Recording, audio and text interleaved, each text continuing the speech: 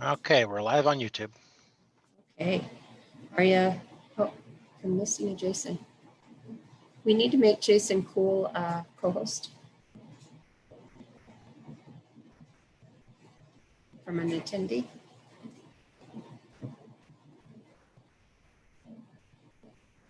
There we go.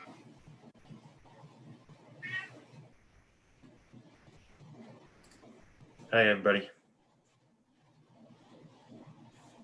Hey, Jason. Tim is going to hang with you for a little while. Okay. Thank you for setting this up, both of you, Tim Oh, and you're welcome. Shauna. You bet. And now, do we have a Cami? She should be joining us, as far as I know. Tim, how many co-hosts can we have? I can't remember. Is it 3?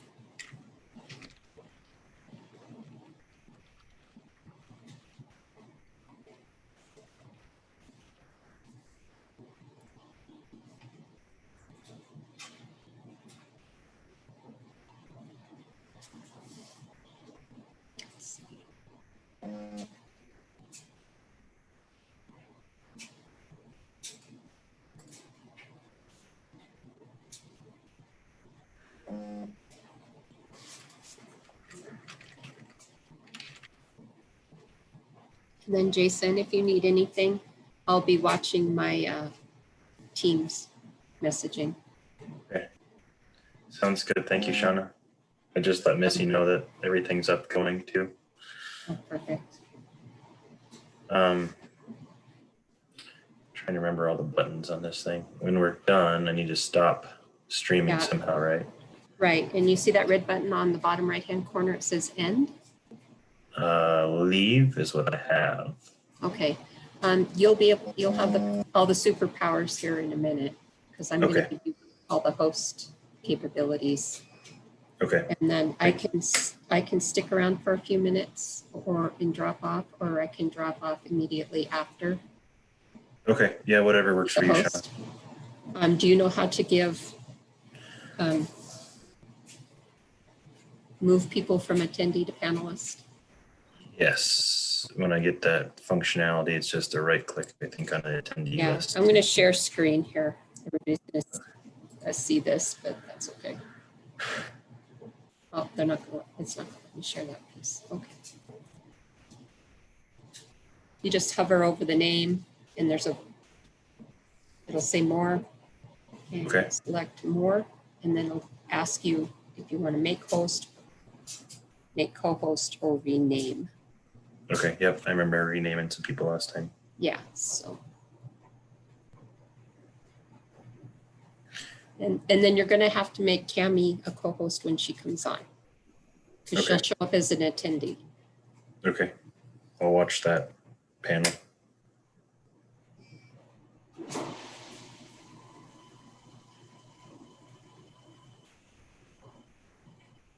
And I think Tim's intentions were just kind of hang out in the background. Okay.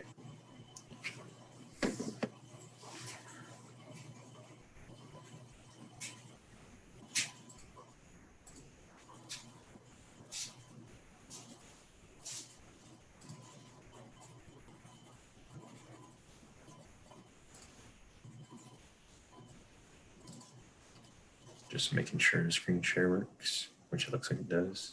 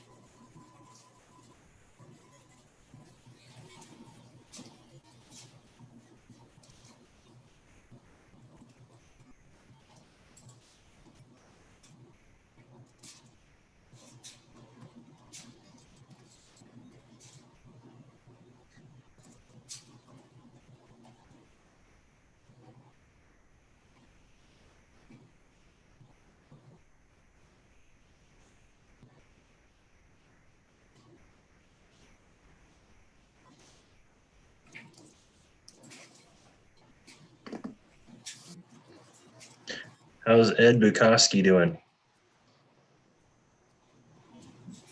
Not yet. You're still on mute, but I can try and unmute you. I think we did that last time. There. Oh, now we're playing with each other. Here. That good?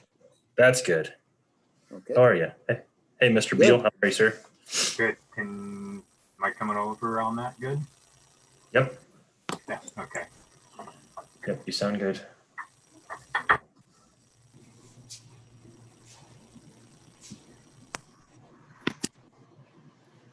We are live out on YouTube, so just so you're aware.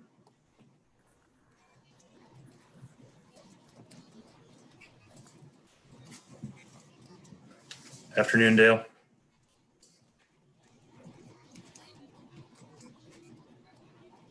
Looks like you're muted, Dale.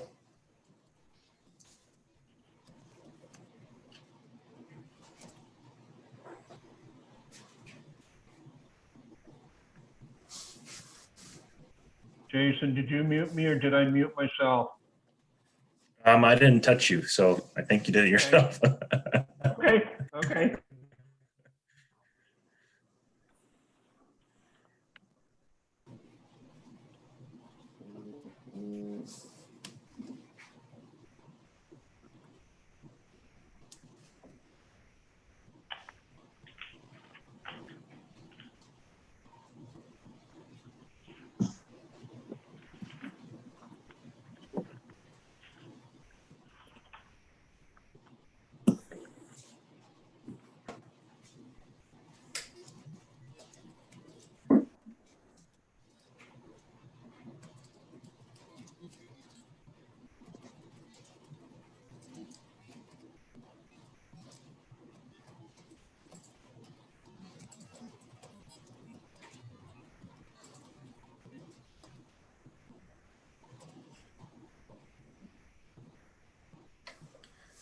Shauna, I had Cami join us, and she came in as an attendee. And I did not have the option to make her a co-host, just promote to panelist. So maybe change role or no? Actually, I don't have she that is.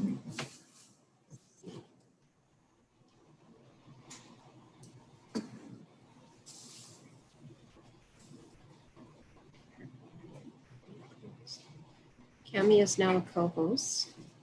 Thank you. Just a second. I'll sit with Tim here real quick.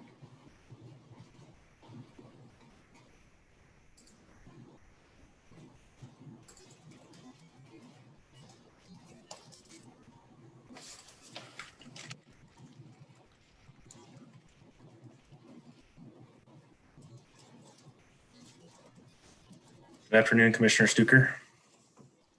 Good afternoon, everybody. Hope everything's going well in Helena. I hope so too. I'm sure everything's going great. And wherever else anybody else is at, because I see there's a couple other people on there, Dale and Ed and Ed.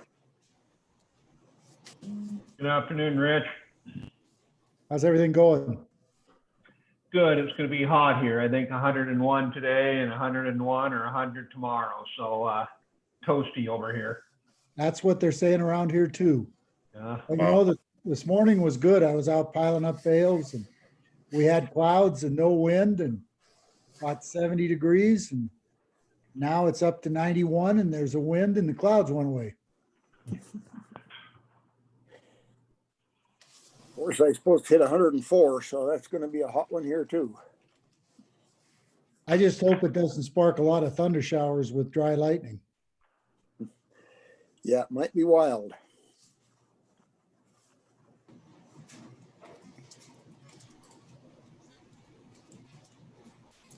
I don't know if it's going to kill the grasshoppers though. Al, I told one of my farmer friends, I said, you know, with all the grasshoppers, his wheat should have a lot more protein. We're worried about too much moisture. Might get a little moisture out of them too. Yeah.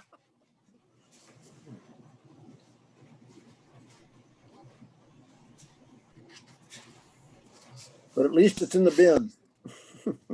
That's right. the one farmer that farms for me, he's still got about 160 acres of mine to get in the bin yet. It's still standing, so.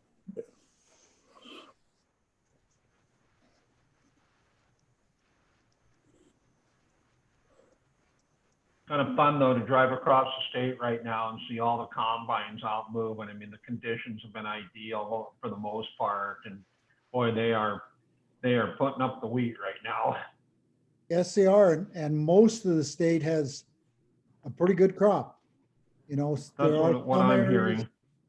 some areas are a little shorter, and of course, some got hit by hail, but for the most part, it's a pretty good crop out there.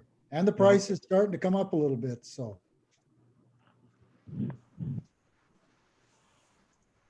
I thought I'd show you guys this, in case you're having a hard time breathing through the mask that you have. You can make 14 of these out of one $3 game bag. And they're quite easy to breathe through. So that's your tip for the day.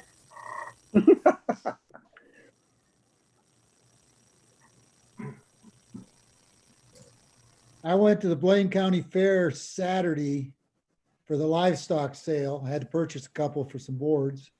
And myself and one other lady were the only ones that were wearing a mask there out of probably, I'm going to say 125 people. Well, I've had the pleasure of wearing them 4 hours, lunch break, 4 hours. We're down to just 2 active cases in Blaine County now, so.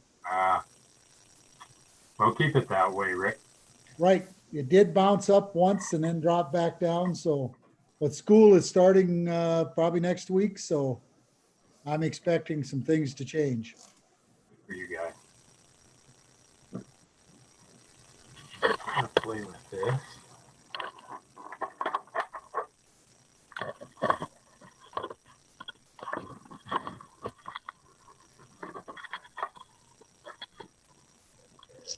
Ed, when is your Sitka demonstration up there in Helena? Or is it already done? Friday night. Friday night. Last Friday. Tell Drew good luck from Ed down here. He knows me well. Oh yeah. Yeah, I had fun with him. Yeah. We did it this last Friday, and I let everybody know that he would be giving out individual coordinates for the best places in eastern Montana. No, I said Wyoming. I didn't say Montana. So did everybody get all their elk tags? I was giving Shane a little guff the other day. He got 3 through the drawings. And I said, you know, what are you going to do with all those? You had 1 last year and you didn't fill it. So Uh-oh. Those are transferable, aren't they? depends upon if you get caught.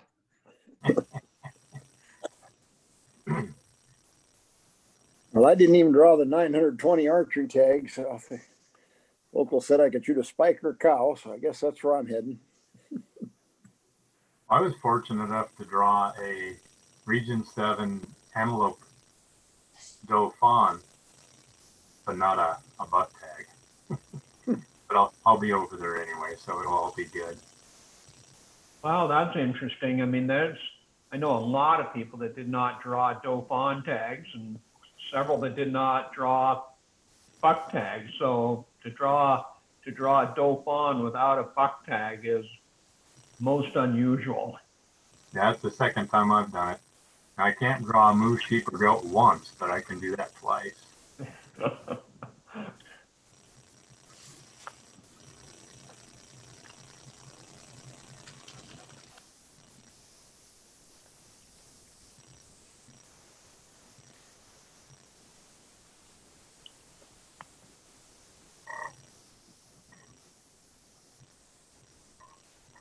Dan, can you hear us?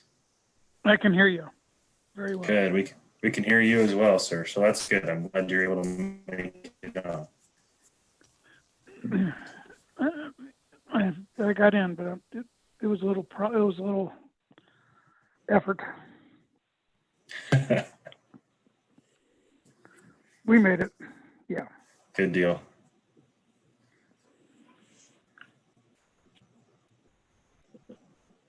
See, Cindy joined us. Can you hear me? We can. Okay, good enough, thanks. Good afternoon, Cindy. Hi, Cindy. Good to see you all.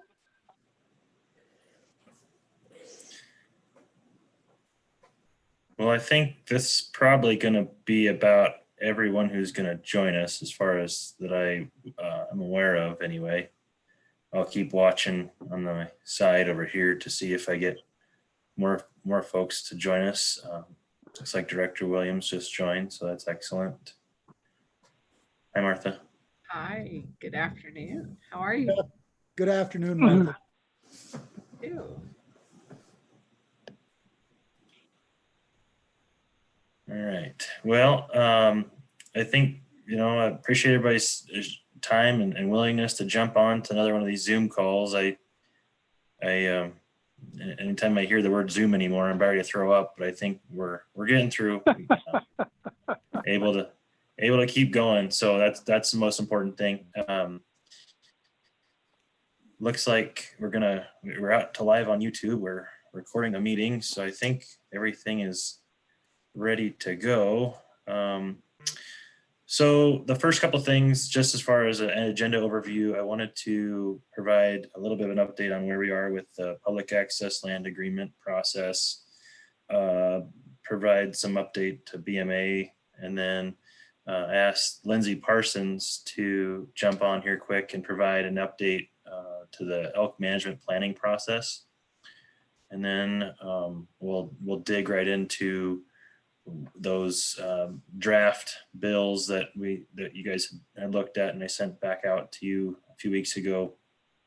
I believe the plan is right now that we would work through those today, try and get something where folks are comfortable with, and then sounds like possibly Representative Logie would carry those through at a upcoming EQC meeting in September. I need to confirm with Ron Gendro and Representative Logie on that, but that was the discussion anyway last time, was that we'd get something put together so we could make sure we were on the EQC agenda in September. And the deadline for that was the 19th of August here. So that's why we put the meeting when we did. Any questions or thoughts on that? I think the one Denley did not want to carry, and that's the one with the 160 acres, because that directly affects him. Sure. Yeah, I'm not sure exactly.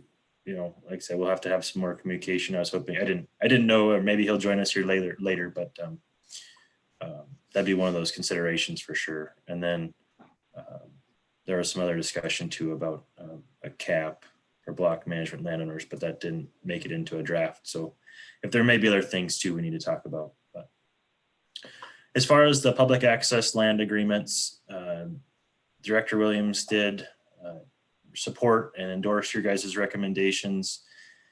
It'd been about the 5th of August, I think I got something from Martha that said, good to go, sounds good. Those that had agreements, all the agreements were drafted and sent out to all the landowners who were eligible based off of your recommendations, and then her concurrence with those recommendations. Those all were sent out. We're giving them basically till the end of the month to get us all the agreements signed back. It shouldn't be any issues, but I'm guessing the landowners will be happy to sign those and turn them back in. Those will all be up and available on our website the first part of September. So once we get a signed agreement back, we'll get Director Williams to sign it as well, and we'll have a map and everything publicly available then that first part of September for all those public access land agreements. We didn't see any change from BMA enrollments as far as negative impacts from PALA, at least in this year. Kind of actually the opposite, where we saw more BMA land enrolled or new landowners enrolling in block management and PALA I think in part because they could receive a payment on both. We didn't have anybody that I'm aware of, at least of yet, drop from block management because of one or the other, but we've all identified that as a potential problem into the future. So that's kind of an update on Pala. I don't know, Martha, do you want to maybe provide a couple of thoughts on that and maybe whatever else you may have? Thanks, Jason, and thank you all for tuning in today. No, I don't have additional comments. I just was listening in. Want to thank you for your work. And I do see I have a phone call to return, and I apologize for that. And that's it. I want to thank Commissioner Stuker for a very long and also productive commission meeting last week. So glad to see you back on, back on the horse. I thought it was a very good meeting last month, even though I disagreed on one topic, but it needed to go out and I agreed with that part. But yeah, it was a good meeting and I appreciate you and what the rest of the staff did to keep the information flowing. So thank you. Yeah. And I'll probably, Jason, today listen in as Lindsay speaks. And hi, Lindsay. I want to put a plug in for her. She's done really great work already. So we're happy to have her. And I'll listen into what I can of the legislative discussion, but we'll probably not stay on all afternoon. But Jason, go ahead and email me or anyone text me if you want me to pop back on. I'm certainly in my office all afternoon. So thanks. Thank you, Martha. All right, like I said, Lindsay, the floor is yours. Welcome. Great. Thank you, Jason. Hello, everybody. For those of you that don't know, I'm Lindsay Parsons, the Deer and Elk Coordinator for Montana Fish, Wildlife, and Parks. And I'm just here to provide a quick update on the elk planning process. Remember, I talked with you in early 2020, and at that meeting, we talked about the planned first step in this process, which was to form a citizens work group to provide some initial guidance to the plan. And this group would be tasked with developing an issue statement along with some guiding principles, and that would be done using a structured, facilitated process. And so that meeting, I can't remember what month it was in, but like I said, it was pre-COVID. We were all face-to-face. And so since then, a few things have changed, but more or less, we're still on track. We took that to the commission in April and asked for their endorsement to begin the process of developing a new elk management plan, and then specifically to have this citizens group be our first step in that process. And they endorsed that. So we went forward and we solicited applications over a 30-day period. We received 59 applicants and we reviewed those applications with Director Williams, and she selected 14 total. And so we were seeking diversity and perspectives, and we ended up with an assembled group that provides perspectives from landowners, outfitters, hunters, backcountry pack guides, fishing and hunting guides, and just interested members of the public. And some of these members represent multiple perspectives on that list. Some of them only represent one of those, and that's fine. We also wanted these members to be spatially distributed across Montana. Because as we know, Montana has very different elk management situations across the various regions. And then lastly, we wanted, personality traits that included being respectful and being a good listener, as well as being able to think independently and be a leader, solution oriented, of course. And so ultimately, this was a really tough selection process, and I'm sure Director Williams can agree with that. And so we took a while to figure out these members that we ended up selecting. I'm going to go ahead and share my screen really quick. Do you mind if I do that, Jason? Go for it. Hopefully it works. Yeah. So since we have selected members, we put it on our webpage. And so I'm going to scroll to the top here. If you go to our webpage, if you look at the Fish and Wildlife tab, and then under that, if you go to elk, there's a tab here for the elk citizens group. And we did put, most of this top stuff is the part I've been telling you about. These are 14 selected group members, and as well as their location of where they live. Our meetings will also be live streamed to this tab here on our webpage.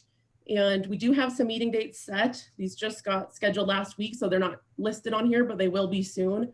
Those dates are November 19th. That will be a virtual meeting. And then December 2nd and 3rd, as well as December 16th and 17th. And so, of course, I encourage all of you who are interested to tune into those meetings. They will be live streamed here. And although we are a bit delayed relative to our planned timeline, it does seem like we are back on track with getting the members selected and meetings scheduled. We are happy and excited about that. And thank you for letting me give you this update today. I sure appreciate it. I know you guys have a full agenda. But if you have any questions, I'd be happy to answer them. Lindsay, when did you say the first meeting was? You kind of broke up and I missed it. Sorry, it's November 19th. And so that is sort of, we call it a day-to-day. And so it will include a lot of presentations about various elk research, elk management, those types of things. And it's just a one-day meeting because that's a lot to sit through a full day of presentations, but it'll be live streamed here as well. And then we will get further into the process on December 2nd and 3rd. Thank you. Yep, and we will post agendas too once it gets closer to November. Hey, Lindsay, this is Dale Tribby. Hey, quick question. You had mentioned that the 14 people selected represented, you know, the outfitting, landowner, sportsman's group or whatever. Is there a way that we could know what groups or who they represent? I mean, I think it would be helpful to know, okay, this individual is with the sportsman, these people are with the outfitter or whatever. Is there a way that that information could be put on the webpage or shared somehow? You know, Dale, thanks for that question. We thought about that. We discussed it briefly. Like the Grizzly Bear Advisory Council, they wrote some biographies about themselves and posted those on their webpage. A short-term group decided to do that, and we didn't want to be basically labeling people, if you will. So we decided that as this group moves forward, those perspectives and what they represent and who they want to represent will come forth with the process. And so we have really hesitated to label each of these people.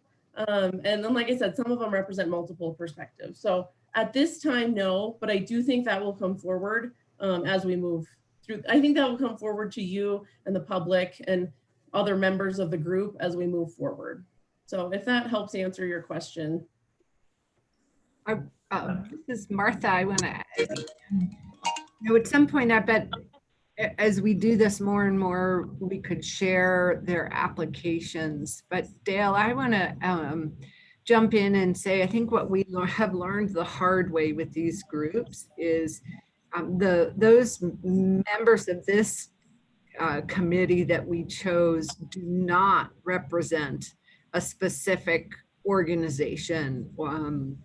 We don't want them to be representatives of a group. We want them to come in with perspectives shared by certain groups, but having the ability to bring that perspective forward without having to go back to their groups and do that shuttle diplomacy. We found that's really, well, the Trapper Advisory Council, I think, was an example of where we had concerns about that. And when we're trying to find solutions, this is the way we're trying to put it together. And time will tell. But appreciate the question. The Madison River negotiated rulemaking was another one where we had that same problem, where they represented groups rather than, as Martha said, come in with a perspective and an open mind and willing to work across the lines, which is very important if they're going to come forward with any solutions. So Lindsay, this is Ed Beal. Can you kind of quickly cover, so this initial group is going to go to approximately how long, and then their work put out, and then what happens after that? Yeah, thanks, Ed. So those meeting dates that I told you, the last of those is December 16th and 17th. We expect that the group will be completed with those two tasks that we have given them at that time, which is the issue statement or problem statement, and then those guiding principles. At that time, once those are developed, we will go back to the commission looking for adoption of those. And then at that time, we'll go through public process, so comment period, et cetera. And then if those get adopted, either with further amendments or not, then we will continue to build the elk management plan. But that part of the process, continuing with the elk management plan will be separate from this group. So we expect that this group will disband in the end of December after that last meeting. Of course, that could be subject to change if they're not completely finished by then, but we expect that they will be. And then further steps in the plan and the plan development will be done with the larger public, if that makes sense. So that's our next step after this group. Great, thank you. So then one last question. In regards to that group of 14 and the diversity of that group, do you believe that you have, in regards to ag landowner issues and the regional variances in those issues, each region that has significant challenges or probably interest going into the future represented in that group of 14? Do you feel confident in that? I do. So we have representatives from every region. Some of the regions maybe have, trying to think of an example, maybe we don't have a landowner from every single region, but we have landowners that can represent the spectrum of issues to the best that we could develop from our applicants. And so I do feel comfortable with those landowners representing the various issues. Martha, do you have anything more to add about that? Well, I can say, Ed, that we thought through that really carefully to make sure we had that representation, but at the same time, with 14 people, no, we couldn't perfectly represent all of the regional variances, right? So I think what that points to is just how important, as the process progresses, engagement's going to be, and how we engage with those landowners too. So this isn't the be all end all. So yeah, it had representation, but not perfect, because there were, so many other perspectives we were trying to get on too. I would say, I know there are some people who reached out to me who wanted to be on this, and we did not select. And so I've had to do some follow-up too. And so I know there's some disappointed people, but it was that combination that was tricky to try to get right. Thank you. Okay, if there's no other questions, I will let you guys get back to your busy schedule and your agenda, but thank you for letting me come talk today. It's good seeing all of you. Thank you. Thank you. Thank you. Thanks, Lindsay.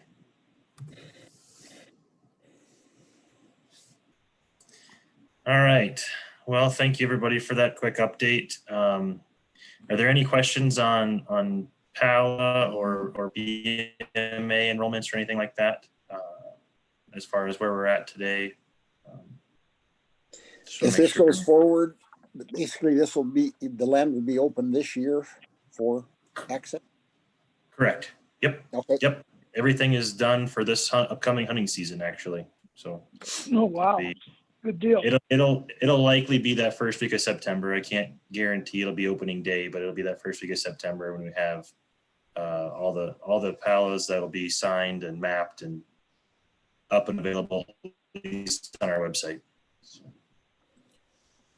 So Jason, if you don't mind, brief us in terms of what's the next phase of the PALA program. And I guess where I'm coming from is that we received the applications from the regions, and I thought they did, for the time they had, for the way things have kind of got tweaked right up until the bitter end. I thought they did a phenomenal job of getting things laid out and getting to this group for review. However, I think there's some of us on the council that are kind of scratching our heads thinking, wow, we've spent a lot of money and not sure how much we really benefited by it, although the people certainly fulfilled the requirements in the region, the department fulfilled the expectations. But I know I speak for myself and say, you know, when we go to phase 2 or year 2 of this, I think there needs to be a harder look at some of this. And is that on the agenda for the October meeting? Is that on the agenda at all? What's your thought in terms of where PALA will go in subsequent years? Sure. So at least from my perspective, we don't have a date set yet for a next meeting. The doodle poll that I sent out, most of the responses are looking like that December 1 and 2 actually. And that aligns a little bit with effort to align that migration movement topic we talked about at the last meeting. So it's probably going to be December 1st and 2nd will be the next PLPW meeting. And I'm expecting it to be a full 2 days, day one working on the movement and migration topic, and day 2 solely dedicated to PALA, and revisiting scoring criteria, revisiting how we figure out dollar assessments. Basically all of those agreements, except for a few that you guys endorsed on a multi-year basis, are all set up as a 1-year agreement to expire June 30th of 2021.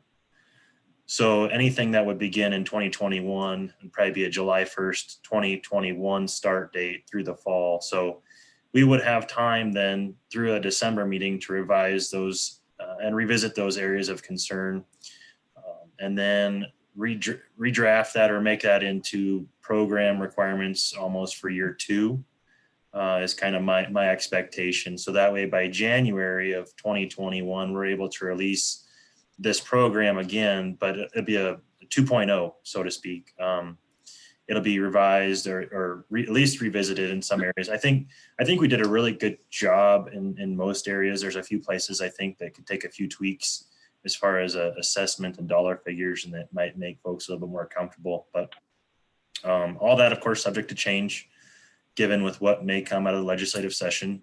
Oftentimes those bills don't have they have a July 1st start date, so it'd almost be for year 3, or they may have a implement as upon sign. So that could be the effect too. So things may shift a little bit, but I do expect to revisit some of those areas of inconsistency, or at least scoring and payment assessment concerns as they relate to a second year of the program. Does that answer your question, Dale? It does, and I think also there's some real merit to wait till December 1st and 2nd. And when we get into our roundtable, I'll just share some thoughts, but I'm a little concerned with the upcoming hunting season, and I'll get into it more later, but how that may affect block management and PALA. But my thoughts are pure speculation at this point. They may not, and my thoughts may be way off base, but again, we'll talk about them a little bit later. But having this upcoming hunting season mostly in a rear view mirror when we meet, I think will be beneficial for us to kind of look at how did PALA work, how is it affecting block management, or vice versa. So no, I think that's great, Jason. Thank you.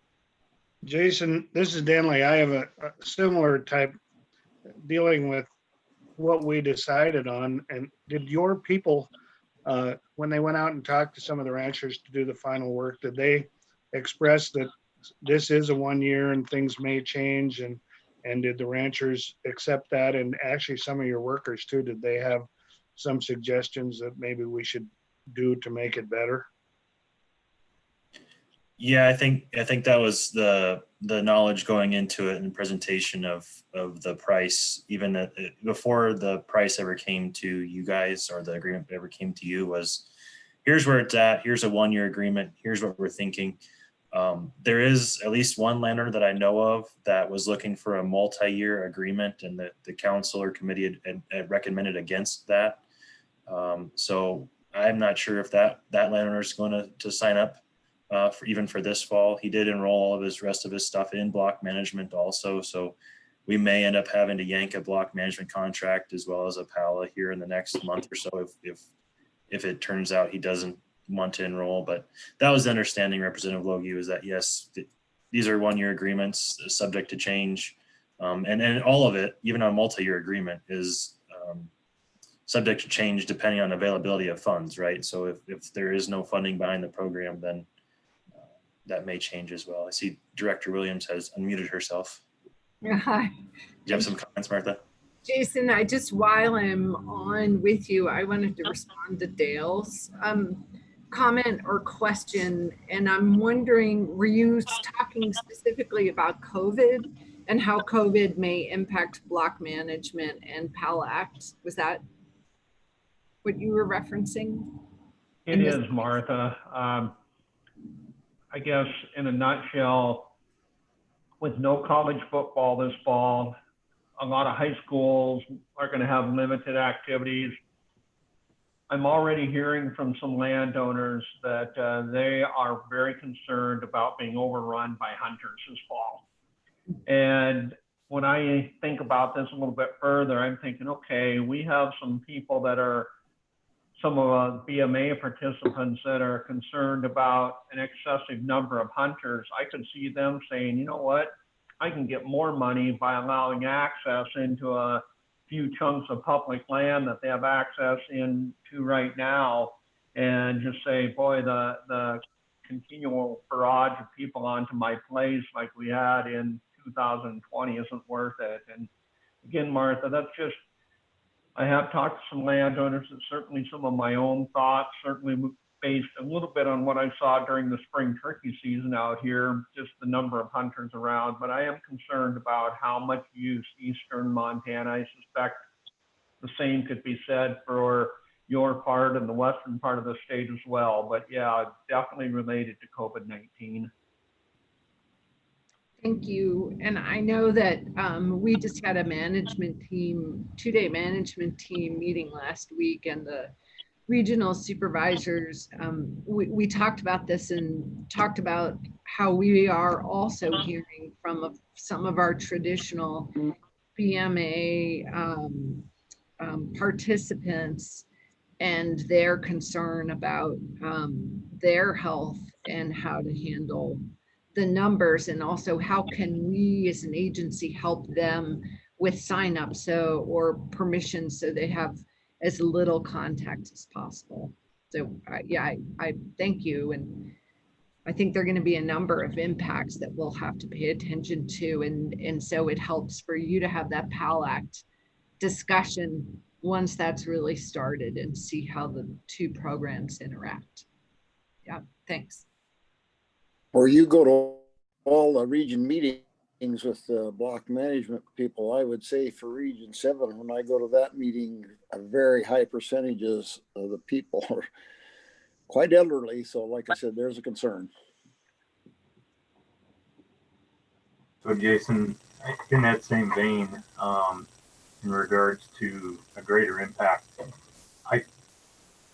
one thing came to me in the last month or so, looking at hunting in eastern Montana for archery, and had a lot of comments about an issue that the amount of data that's out there due to technology is going to drive this more and more, and it does relate to COVID in regards to more hunters. You know, we've certainly seen it here.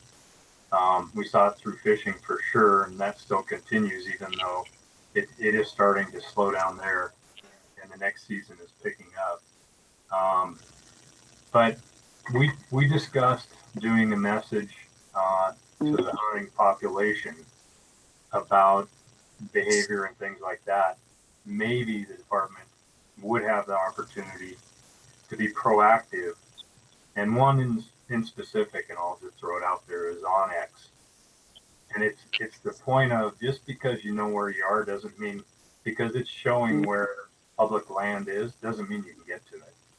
And it's sort of implicit, but it isn't. I mean, I tend to look at it and say, I know I have to ask, but I also know that we're dealing with the number one issue is trespass for landowners and fighting that off.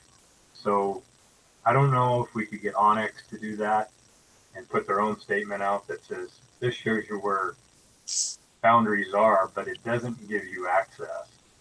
It gives you knowledge. I think that would be helpful. I did not contact them, but I have had that direct concern come up from Eastern Montana landowners because that information is so clear now, but it's not perfectly clear.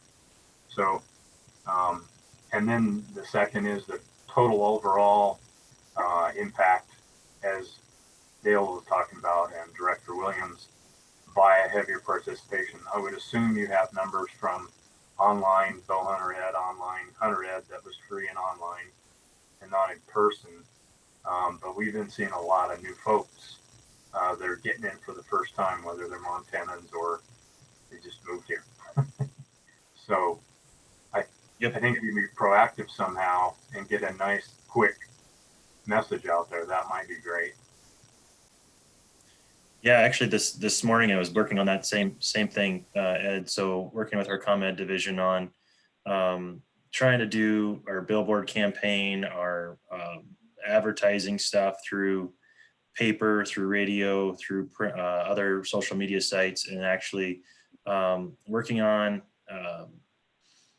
I think that the topics that I sent to Kelsey were that trespass issue, driving on muddy roads, blocking gates, shooting stuff that's not supposed to be shot, that kind of thing. That's one piece of it. The other part of your question about, using Onyx or using somebody else, the trouble we've run into is actually their roads layer.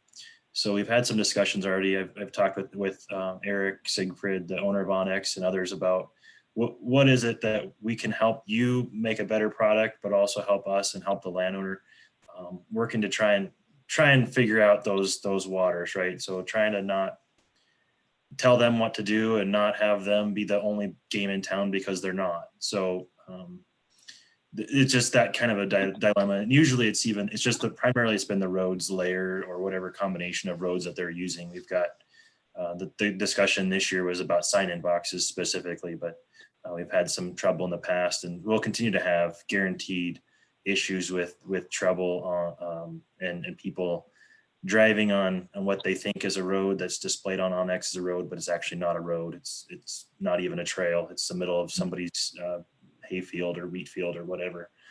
I think you guys are right in your speculations about the increased impacts to the landowner for BMA, but also just into the resource for the hunting season. We saw it with state parks. You see it with FASs. I don't think it's going to change for hunting season. Just in the last week, I've had 1,200 block management access guide requests. So that was just online requests. That was 1,200 of them.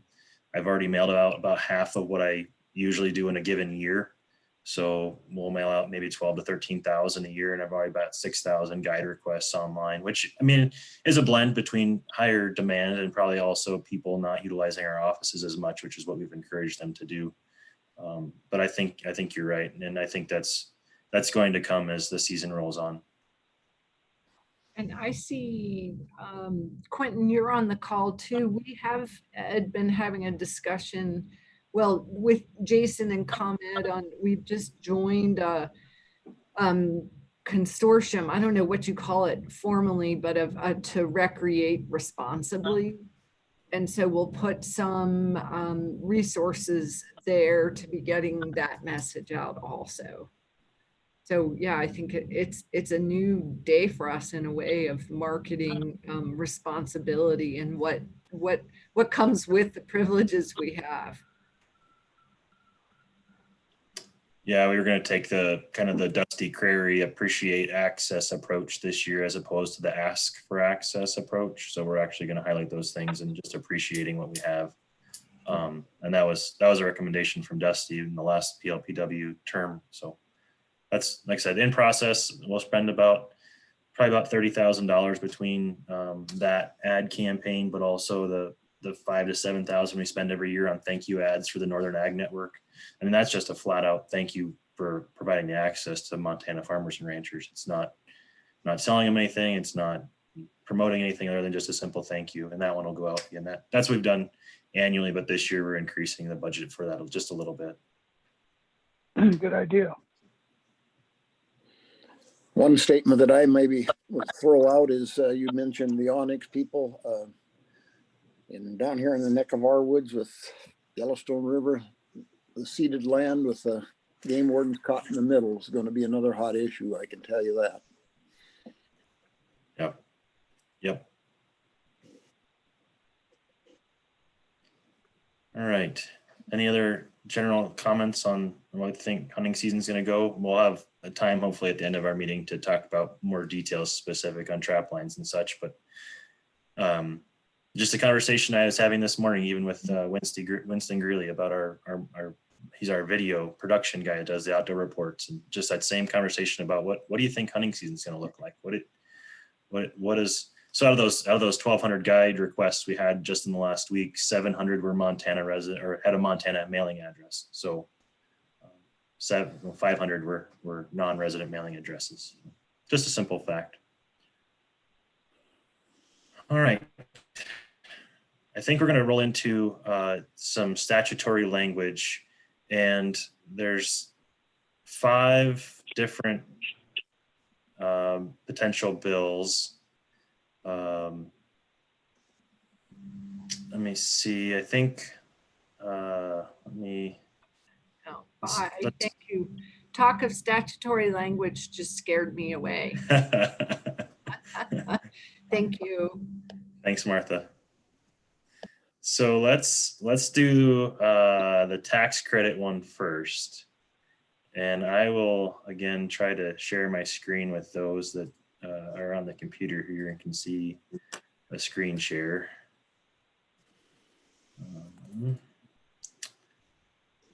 All right. So do folks see an act revising credit for unlocking public lands, removing language that excludes public lands when the public land parcels are surrounded by private land that the landowner or landowners have not granted permission to cross and there's no other legal access, and amending the tax code? Do folks see that on my screen? So this one is one I presented to you last time, and basically what it does is it scraps this sub 2. I can pull up, let me see if I pull up.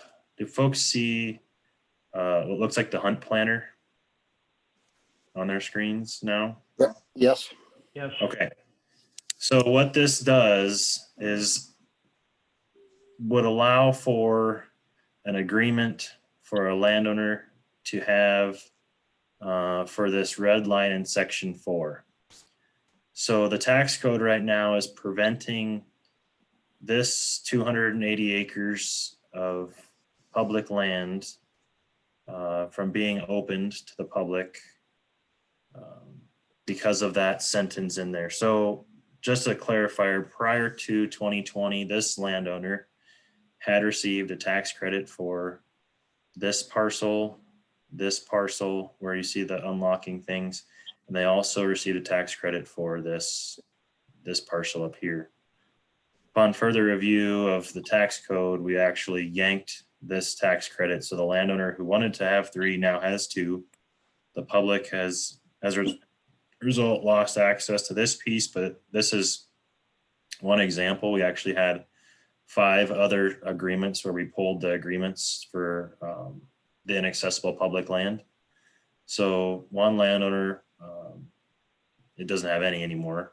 This one's down to 2 instead of 3. So that's what the attempt with that language is to try and allow for this situation where a landowner who wants to allow from public to private to public to be eligible for the program.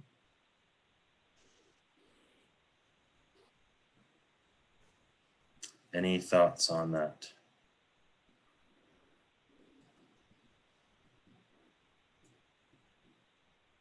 So, and then they would max out at 4 with that math. This landowner only had 3, but they would still only have 3, but now they have 2. But if you change that, it would be, because the maximum is 3,000, is that correct? Under the program? Correct. Four agreements, maximum of $3,000. So this is allowing for that example to continue to happen. So how does that run up against what we just did? For PALA, it doesn't really compare unless you're looking for a tax credit instead of a payment. Mhm.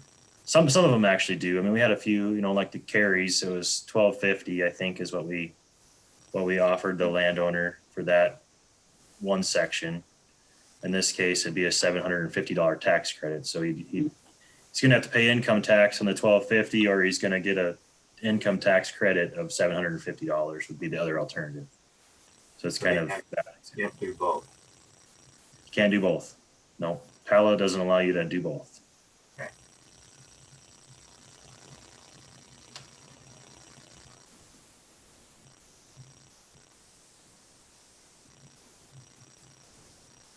Jason, I have a question. This is Quentin. Go ahead, Quinn. How are you?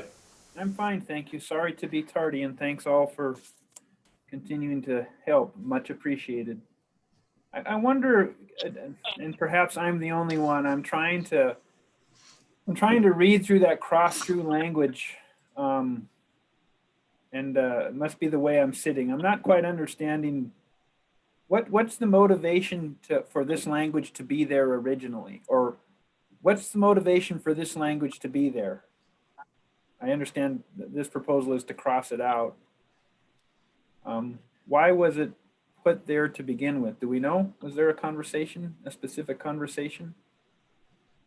I do not know. I've had that conversation with Zach actually many times as to, here's the intent of the program. Why would this language be there? And he wasn't sure either. Both this language would predate my time for sure. I think part of it is maybe where they would see it as one agreement, perhaps.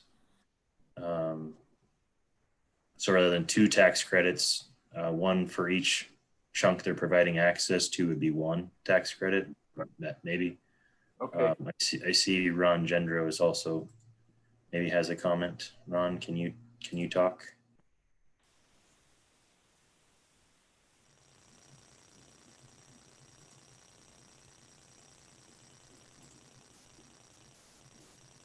Looks like you're muted. There we go. How about now? I think I've unmuted myself. Okay. Oops. So you're back to muted again. Try it now. Okay. Now, there you go. The way I look at it, it looks It's like up. to me that if they don't have at least and they didn't have permission to go through that from maybe another landowner had at least and they didn't have permission to have access. That's kind of how I read it, but I'm not sure if that's if I'm reading it correct. Yeah, and that would make sense, Ron. For this program, they have to be the state land leaseholder, which is inconsistent with our federal PALA language, but for a tax credit, they'd have to be the state land leaseholder as well.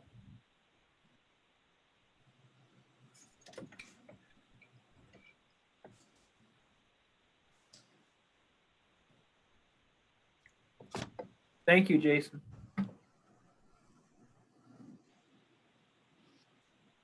Any other thoughts or comments on this one?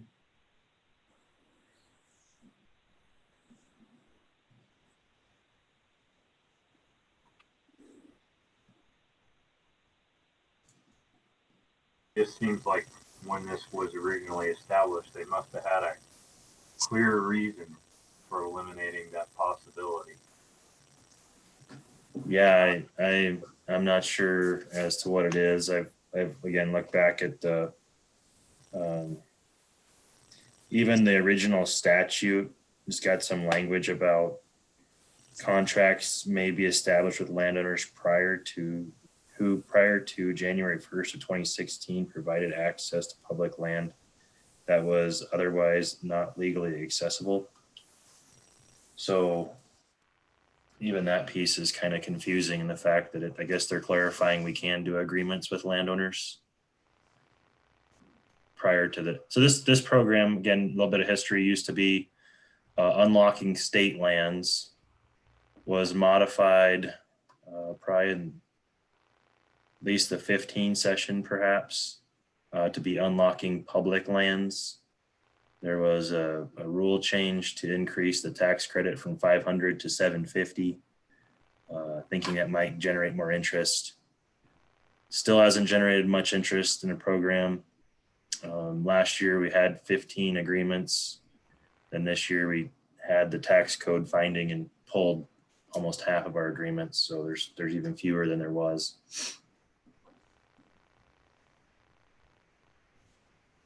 Jason, this is Quentin again. Go ahead, Quinn. On your map, the way to, if you could call up your map again, just so I'm clear, that section 4, are you saying is that proposal the going north, that the private lands, that the landowner with the agreement, with the access public lands agreement, does not own all of that private in 4 that route crosses? Is that correct? No, they do in this case. It's all one landowner. Okay. So that's where I'm thinking, if they were to say, that's where I think maybe the history comes in with this, and that, there was, we could call that one agreement. Basically the red line and the black line in section 9 and 4 would be one agreement as opposed to 2, because it's creating access to 2 different parcels of landlocked land. We would call that 2, but I think maybe the intent was to call it 1 so that there wasn't as many state income tax credits perhaps, because it's the same landowner. Thank you. That helps much. Thank you, Jason. Sorry to be slow on the uptake. Nope.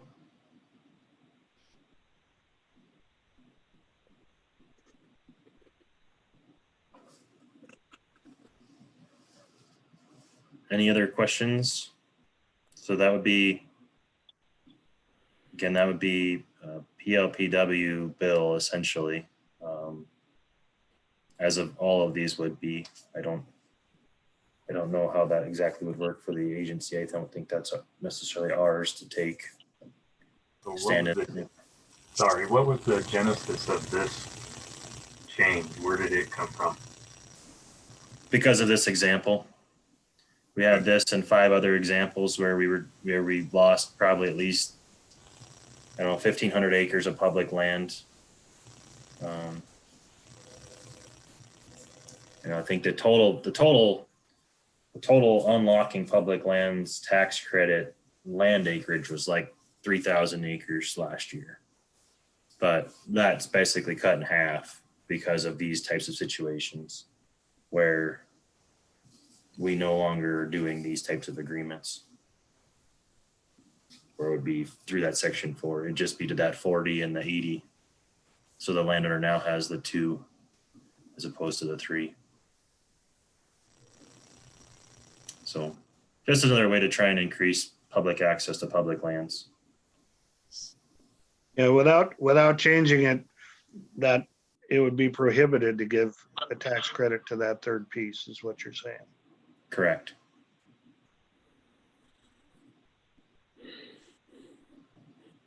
And that in this case, this is just a real world example of what we've had in the past.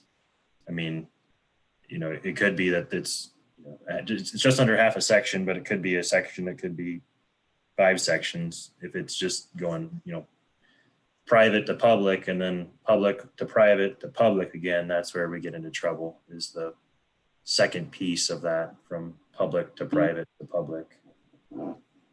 Of course, under this, wouldn't PALs or couldn't PALs agreement come into effect to get to that next piece?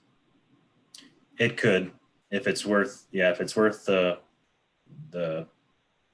benefit of a payment, and that's how the landowner would like it, we could do all of it actually that way. So there is that piece as well, that it may become obsolete now because of the PAL. But Well, is to it the me, requirement for pallet to be 2 miles long? It would be a minimum of 2 miles from a legal access point. So this has no legal public access to it, the piece there in the middle, as well as the piece that it would go to. There is no legal public access unless you do corner to corner between section 4 and section 34, which is not recommended. I don't know what kind of land this is, but to me, it looks like that bigger block might have more value than those 2 little ones. Yeah, it does. When I was looking at imagery, there was some water and stuff up in here. I don't know, so that red line is the same thing. My polygons don't show up, but there is a little bit of a pond, and it's like some creek, some small water there, which may produce some bird opportunity or something.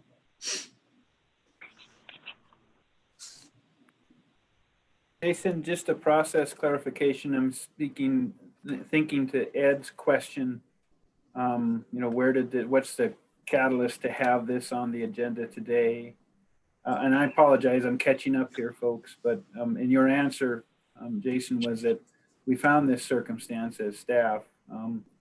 But I understand the agenda is asking PLPW if they are, how they measure this circumstance. Is it something to move on or not? Is that correct? Yep. Yeah, because I believe at least internal process, Quentin, is that our agency has kind of decided on what and how we would carry as agency bills. Is that correct? Yeah, that is correct. I just wanted to be clear to that status in the process. Thank you. Yep. And it'd be the same for all the rest of these bills as well. These were topics that either staff have identified or PLPW had identified in previous meetings and was seeking changes to. So with Quentin's question and clarification, it seems to me that the moot point with ally agreements and the lack of participation in the beginning of this particular type of program.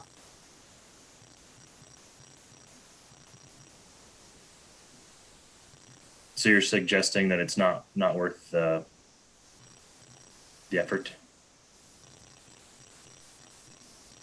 Well, it sounds like it wasn't worth the effort on your list. I mean, it doesn't look like it to me.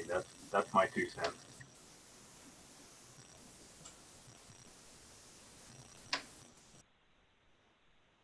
Yeah, I understand your assessment, Ed. Yep. Okay. So do we need to, is there other folks in agreement? Do we need to do necessarily a vote per se? Because I think with these, we need to have probably as close to consensus as we can be with them being a potential EQC view as well. Well, this is Danley, and I think since there actually is a workable option, maybe what Ed's saying would be right, to just drop it, and then unless you get enough requests for that credit, and it looks like it still could be a potential, we could bring it around in 2 years. Okay. Yep. It makes it easy. Sure does. Okay, we will drop that one.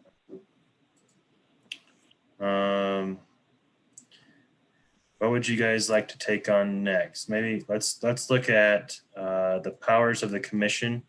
So this would be reinstating the commission authority for the House Bill 454 review.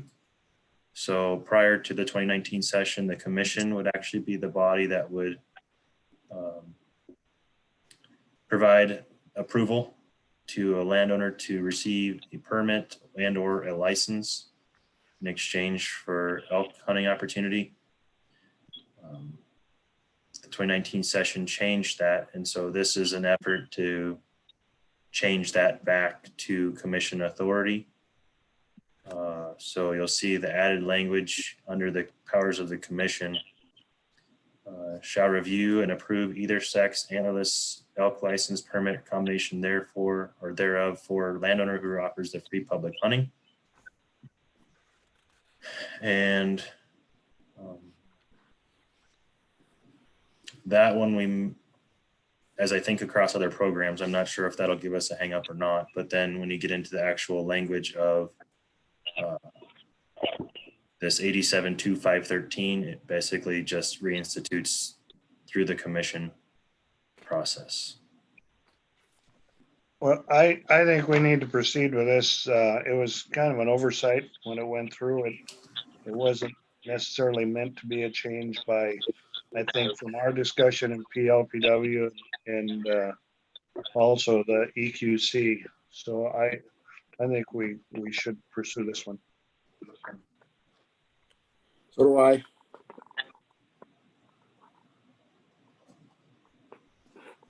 How else would they be issued if not through the commission?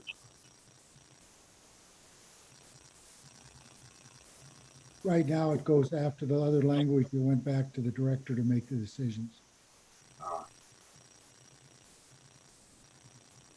So Rich, do you think it should go back to the commission? I really do. And the reason I say that is a couple of years ago, Dan Vermillion and I pushed one that the department seemed to have a problem with. And after we got it through, the department or the region thought that it was very beneficial. And so, yeah, I would rather see it go back to the commission for a couple of reasons. One is, I don't think I think there are employees within the department, and I've been told by employees within the department that does not like this program. And as you probably know, Ed and the others, the maximum we've ever had is 3 of these 454s. Now we're back down to 2, and we may lose one of those. But I think, yeah, I'd like to see it go back to the commission.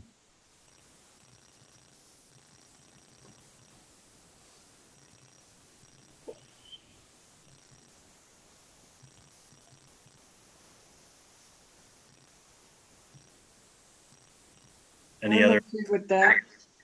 Okay.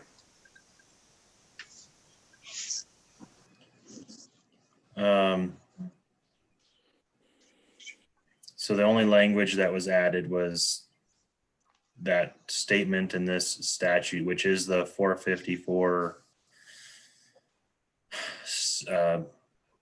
program essentially. So it changes, adds that language. The other piece that comes into the duties and powers of the commission, the only one question I had, and maybe Ron or Quentin or Ken or somebody can give me a better read, but would be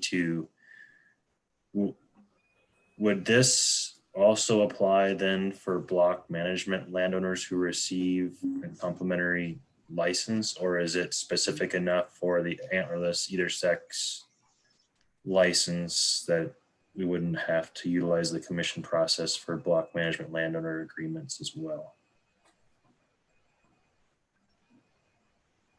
I guess when I put that together, I kind of just took that language from that statute to try to make sure it's clean enough to be just that language from that specific program. But we could sure bounce it off the attorneys to make sure that it does what it's supposed to. Okay. So it sounds like folks are in favor of this one moving forward. Representative Logie, you weren't quite on the call yet, but I had mentioned your name as possibly one who might work with EQC and Ron to get us on the agenda to present this to EQC. Is that something you're willing to carry? If Ron can get it on the agenda, I'd be willing to try and make it to Helen and speak on it. I apologize for being late. I was trying to get through. My computer just kept jumping me around different places. But yeah, I would, because I spoke on it last time. Like I say, it was kind of an oversight. Okay, thank you. Ron, are you able to work with him on that? I should be able to get on the EQCs. Okay. Thank you. So moving on then to penalties for second offense, hunting on private property without landowner permission, requiring permission for hunting fur bearers, and amending 87-614-415. Ron, can you maybe provide us a little bit as to what the fur bearer piece is, and then it looks like change from may to shall for that second offense forfeiture of a license, correct?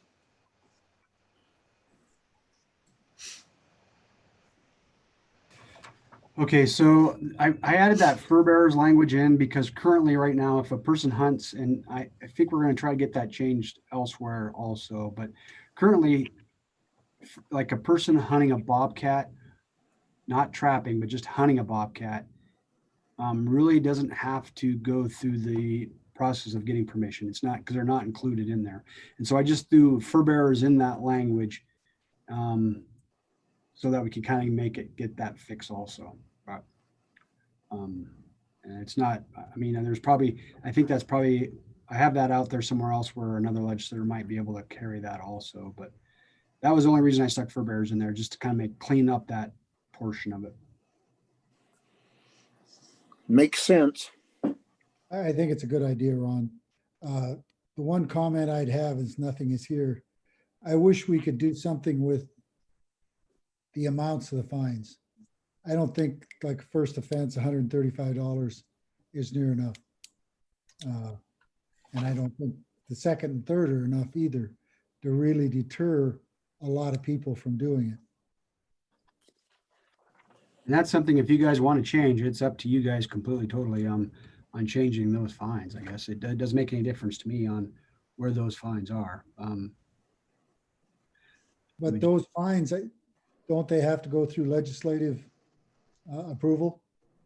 It would, the same way we're doing this bill. It would. So if you change it in this language, then that would be your guys' request to up those fines in this bill. So, but you would have to, yeah, it would have to definitely get passed in this bill to have those fines increased. I brought this up at the last PL meeting that, like I said, these bull elk kills in the Bull Mountains, that kid has, I don't know, 3 or 4 years on probation, and probation and stuff doesn't mean anything. The only thing I think and the game wardens are getting frustrated because, like I said, people can come up with cash anymore. So like I said, I agree. We got to get the fines up there where it means some heartache. Well, I asked how much it was for trespass. And up it to trespass at least.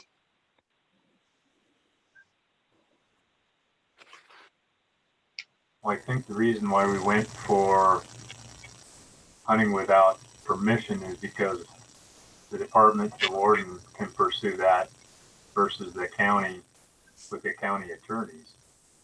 So it gives the department the ability to work with the landowner more effectively. That's my memory.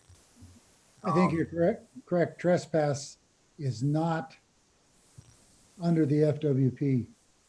It's not, but I thought the fine could be equal. Does anybody know what the fine is for trespassing? I can look it up real quick. That was a good observation, Ed. Yes. Seemed to me they varied by county.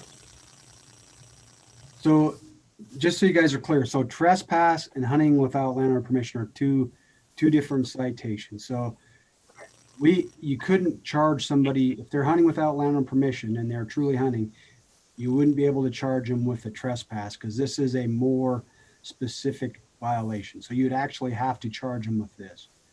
If they were hunting. I understand that. I was just looking at the fines being alike.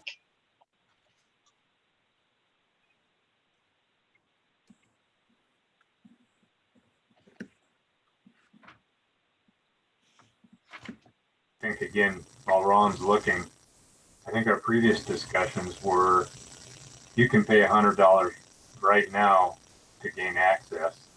So risking 135 isn't a big risk. So that's why we were looking at that number being too easy on the first offense. But I also think more importantly, you know, it is, what do we do about your privilege to hunt? And I think that's where we came with this, is to make it a stronger statement, since it's the most frequent violation that landowners see from hunters. So on a criminal trespass, the judge has a lot of leeway. It cannot be fined not to exceed 500 or imprisoned for 6 months. So he could charge them anywhere between $10 to $500 on a trespass. Whereas the other one, like the hunting without, he must be fined on the first offense, be fined $135. So that's the difference of how the penalties are written up for the statutes, for those two statutes. Thank you very much. Yeah, it needs to be upped. Definitely. And I think that was part of our discussion, was that when it goes to different counties, the justice of the peace may let a lot of people off. And that was partly we were trying to protect that landowner, because they're the ones that have lost something. And so I think that with the wording shall, that takes it so the justice is sort of out of play. There still will be some punishment, but maybe under that section A for the first violation, maybe we should up that to 250. Go 500. Well, if you get too, just from experience in talking to justice of the peace, if you get too high, then what they'll do is they will not, they'll find a way. Judges will just ignore it, which they really not supposed to do, but they still do it. Or they'll do a deferred prosecution where then they won't fine them anything. So, I mean, there's still ways to get around this whole shall thing or what the fines are. So you got to find that, just got to find that happy medium, I guess. Ken McDonald, did you have a comment? Yeah, I had a couple. These are maybe nitpicky, but in that first section 1 where you added fur bearers, then do you want to say while hunting or trapping? I know trapping is, in some definitions, is considered a form of hunting, but then down below we talk about your hunting license or your trapping license. So that might make it clearer. Trapping is already covered in another statute. You have to have permission to trap on public ground, and so that's already covered. Okay, so then the other one is right after fur bearers, we say game animals. I would suggest we say big game, which has a formal definition, whereas game animals does not.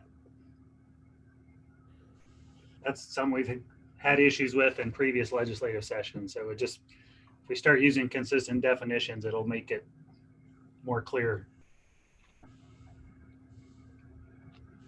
Thank you, Ken. So, Ron, I may have misunderstood you. You said in other language on public ground, but hunting without permission would be private land. I meant on trapping is covered on private ground, another spot. I'm sorry. Okay, so, thank you. Trapping is covered. So we have a proposal to go higher for the, in sub 2, change the fine dollar amount. Ed Bukowski suggested $500, but I think that might not get us where we need to be. I think Representative Logie suggested 250. What would folks like to see here? It just got to go up some. I know that. I'd go with 250. I could live with 250. I'd love to see the 500, but I think as Jason and Ron have mentioned, I've dealt with the justices of the peace, and yeah, they do try to get around it depending upon where the individuals are from. And usually they're local, so I could go with the 250. And I like the shall. Just one thing there, and I guess it goes in front of the judge, because I do know occasionally people accidentally get on private land, which is a violation. But I would still like to see if there's some way to deal with that.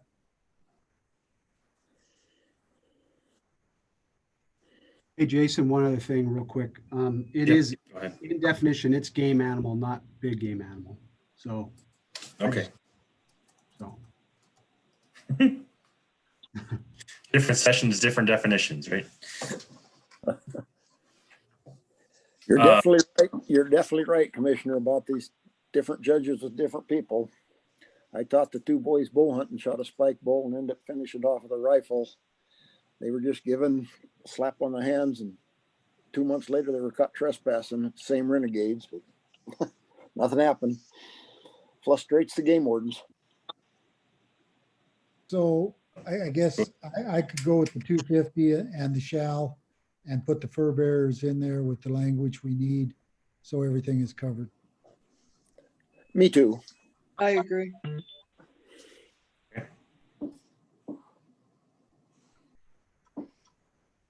I guess I need one point of clarification.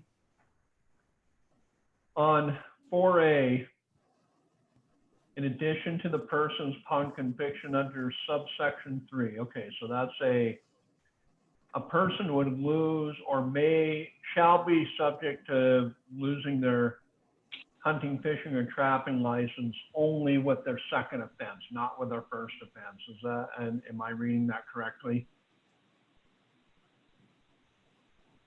that's correct. Okay. And the reason I'm asking that question, I agree with Rich, whoever made the comment, that there are instances, certainly I've been there, where, oh gosh, prior to Onyx or GPSs, and you get on somebody else's land, and I've never been charged, but still, it does happen, and I would hate to see an instance where a person would lose their hunting and fishing privileges, especially for a mistake that appeared to be honest. To follow up on that is I got a call yesterday from a guy wanting to know if I allowed antelope hunting. I said, sure, sign in at the box. And he said, I don't see a box. And then he said he was on Tiber Road. And I said, you're over by Chester and I'm at Chinook. And he goes, my GPS is not working properly. It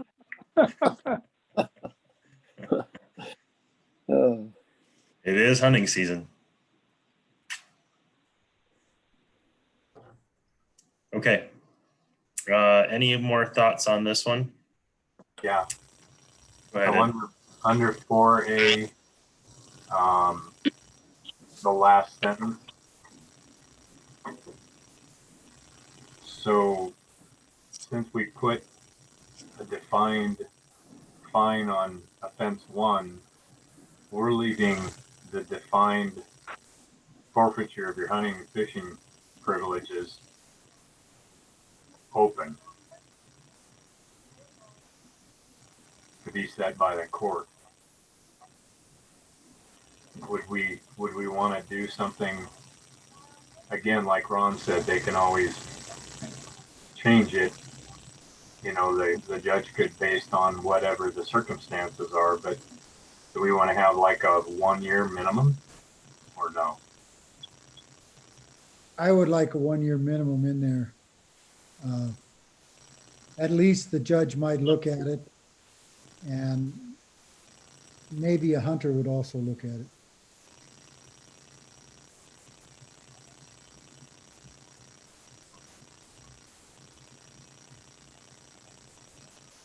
Sounds good. Good catch, Ed. I agree. I agree too.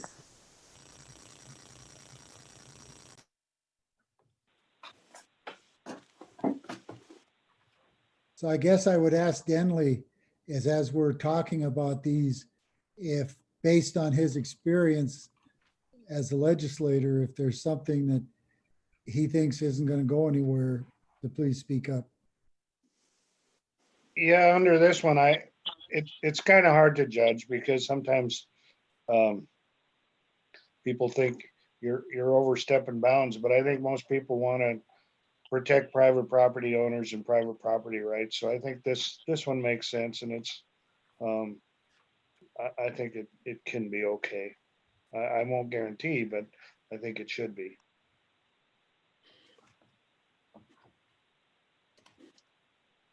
Even though I suggested that the 500 probably wouldn't fly. So, yeah.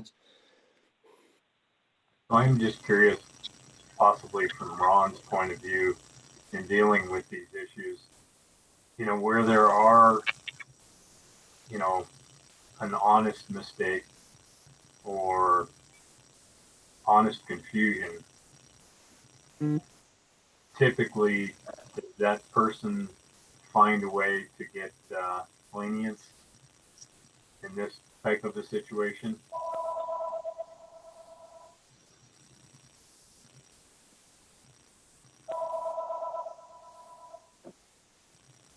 From the court, you're referring to, I guess, or? Yeah. From, I mean, if a person, I guess, what I always told, on these ones, when I was in the field, I pretty much left it up to the landowner. If the person was actually trespassing or hunting without landowner permission, and the landowner that was for sure he wanted to prosecute, at that stage, then if there was a confusion issue, I'd always tell, and I would tell them that anyway, I'd tell the defendant that it's your right to go in and talk to a judge and make sure you point out what your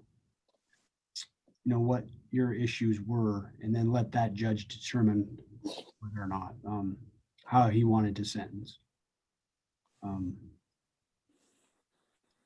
So I think, yeah, I think the judges a lot of times will take some things into consideration, but. I'll give you a worst case scenario. So I was in one area. I've never had a citation of either trespassing or hunting without permission, but I was hunting in one area where the fence denoting private property was 80 yards inside the private property. So if you were on the fence, you were actually trespassing. When you're using a paper map, you couldn't tell that at all, because the paper map certainly can't zoom in. So if you weren't using a GPS that was a fairly accurate GPS, you had no idea. And the interesting thing about that particular one, the adjacent boundary was block management. So whereas you believed you were on block management, you were actually trespassing or hunting without permission, or both.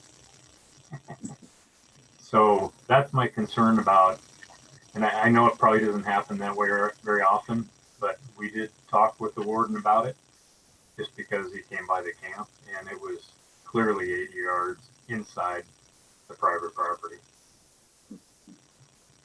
And there's a lot of fences that are like that, where they're, I guess, fences of convenience, because it was in a nasty spot where the fence line was at. And I had that same situation happen to me as a warden, where a landowner, and he was kind of a jerk, and the same kind of deal where these guys bumped up to that fence line, didn't go into the fence line, and I didn't cite them just because I felt, and that was the time before GPSs and all those kind of things, and so I just didn't feel comfortable writing the guys a ticket, and the guy wasn't very happy with me. But I was like, it's hard for a person to know where that boundary is at that point, at that time. So, Technology is good and bad. I had a friend that was basically hunting up on the Ferrises for elk horns. It showed everything on his GPS and Onyx and everything else open, and they nailed him. I don't know what happened in the end.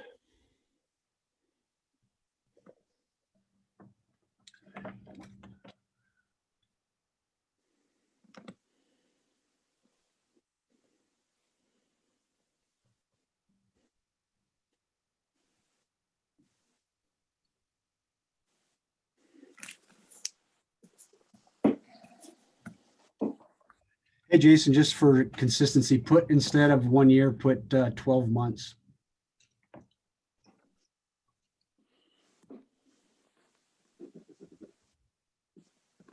And then put 12 months from the date of conviction or forfeiture of bond.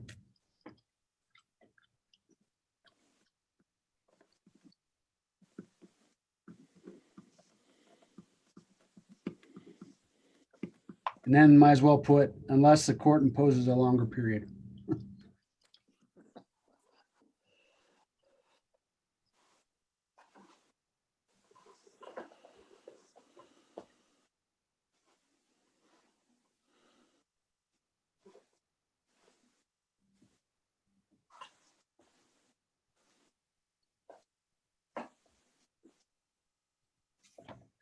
And then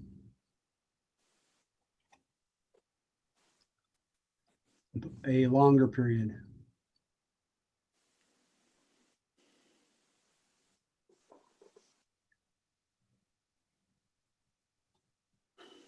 And then after bond, put or bail.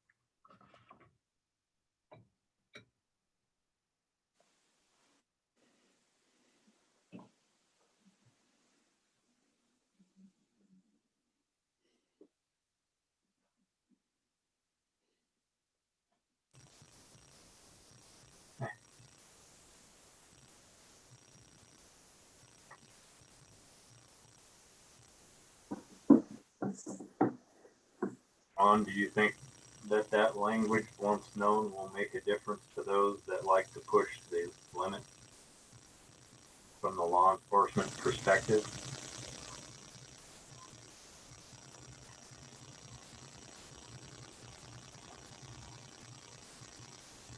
You're muted. I guess it depends on how big the animal is, I guess. You want to take the chance. It's hard to say. So then we need to add value to the trophy, huh? Just like the trophy loss. And I think those are pretty well covered in the trophy. Yeah, I know. I'm just kidding. Okay. So Ron, I guess I'd look to you to help carry this, or whomever assign or help find somebody to help carry this. I mean, it's up to Representative Logie too, what he wants and feels comfortable doing, but I don't want to put everything on his back either. I will work with Joe Coleman over at EQC, I guess, and figure out the process of how these will come forward to him. Okay. And I'm okay with this one too, because I feel, from our PLPW discussions and the landowners, I can explain it fairly well. So I'm comfortable with this one as well. Okay. Thank you, sir. and I guess for just out of the process, I'm not sure how that plays out, whether, I think if EQC takes these on, then they then become, I guess, an EQC bill. But I guess we'll figure that out, I guess. It'll probably be very similar to how our department bills play out, so. And Ron, I think you're right. EQC will take it on and I can volunteer. They could ask me, or they may have somebody on the EQC that will want this specifically, and that's fine with me too. I don't need to. I'm just saying I would help work with it if need be. Okay, thank you guys. Like I said, we have a scheduled break here at 2:30. I wanna make sure we hit these. I think Ron has to leave at 3, so I wanted to make sure we hit at least the elk landowner preference one before 3. So let's take 5 minutes, and we'll come back and talk about the elk landowner preference bill.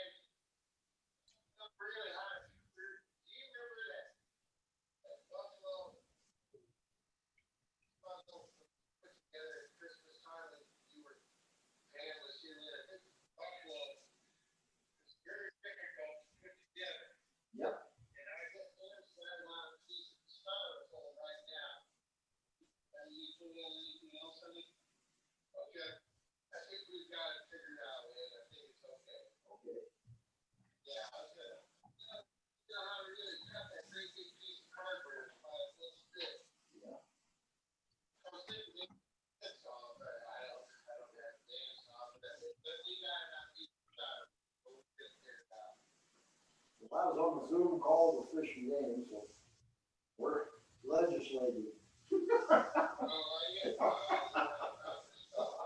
Yeah, it's on Zoom.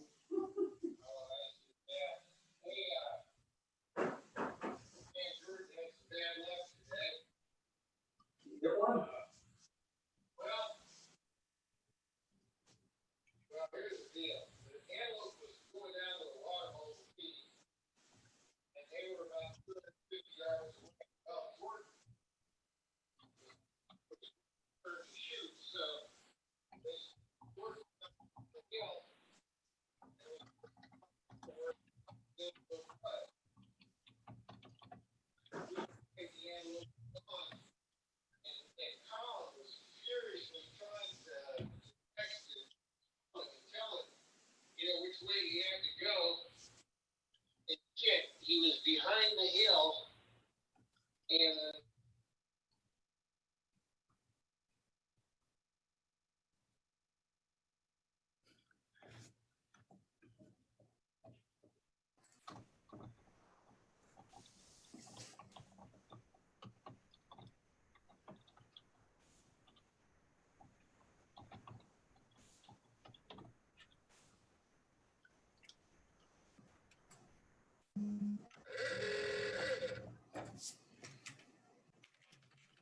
Hey, Hope. Good, how are you?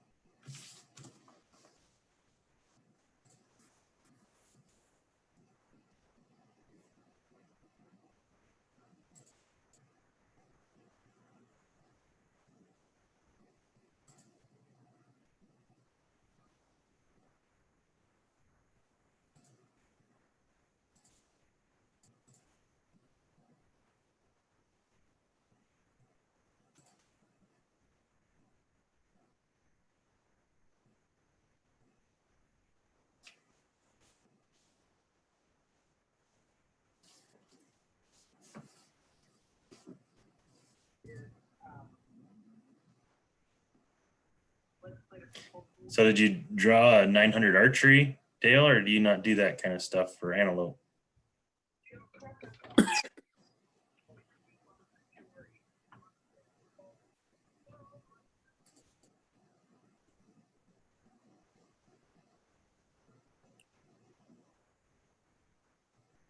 I don't do that. I just haven't, I haven't hunted with my bow since I moved from South Dakota. In fact, I don't even own a bow anymore. And some ways I really miss it. Would like to be back out there. A couple of people sent me pictures of an antelope they shot this weekend. And back in my South Dakota days, that was a real joy I had, was chasing antelope with my bow, much more so than deer. Maybe it's because it was just early season or whatever. But yeah, I don't do that up here.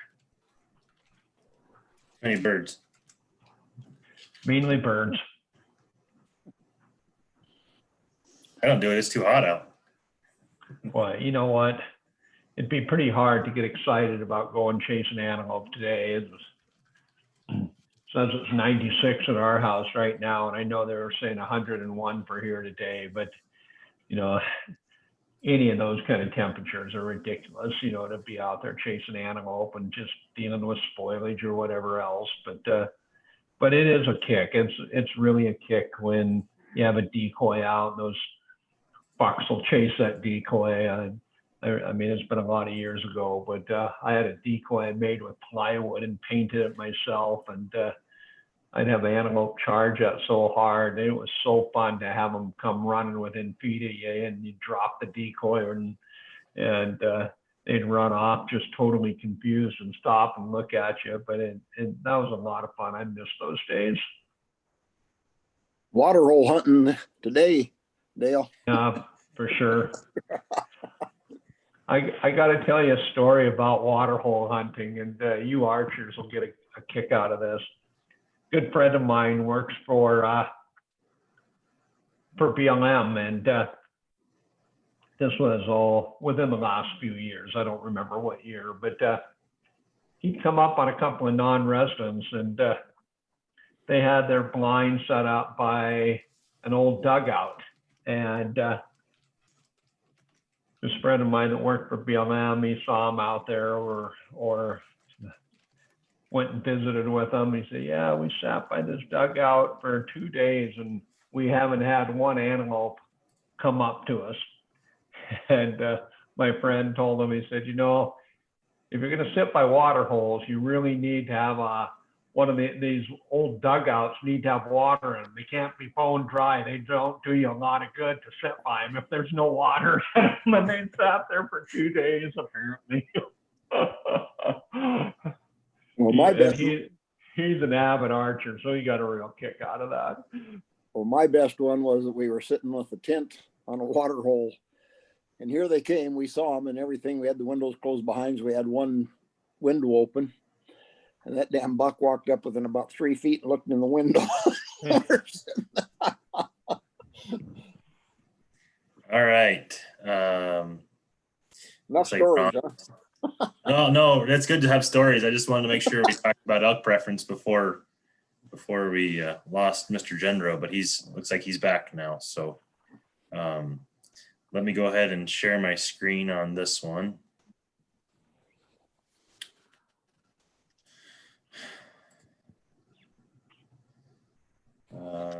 So let's see. That's the bonus point one. I don't want that one quite yet.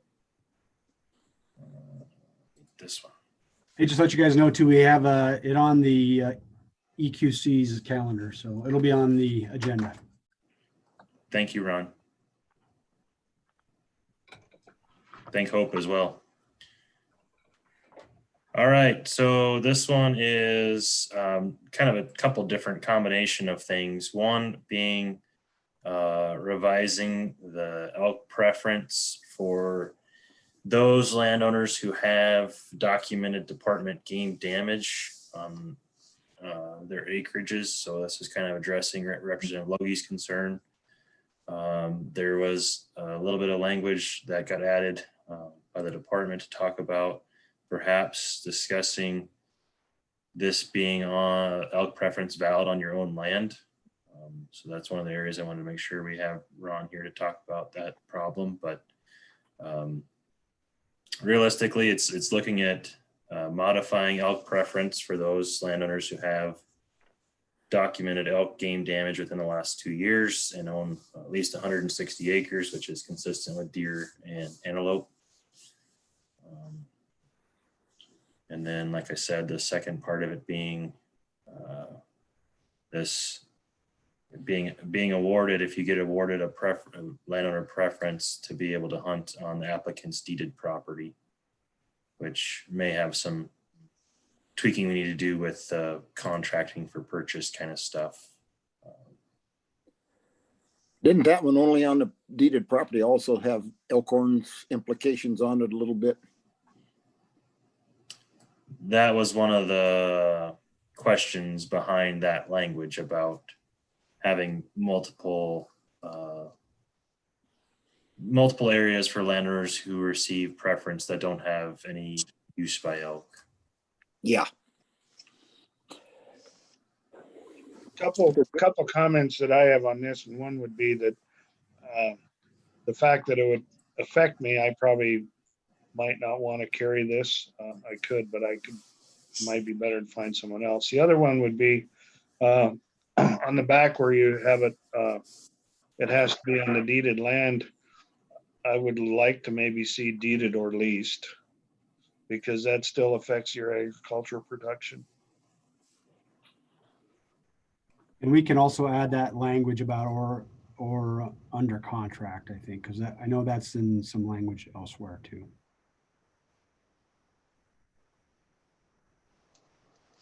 So a question on that, Denley, would that leased land have to be in production or not?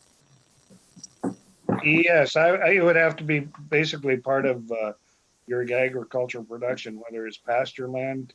Wouldn't necessarily have to be farmland, but I think the pasture too, because that's a pretty big impact if you have a herd of elk going across and eating your leased grazing land. So that would be, part of the agricultural production. So just for the sake of argument, the leased grazing land is their only land.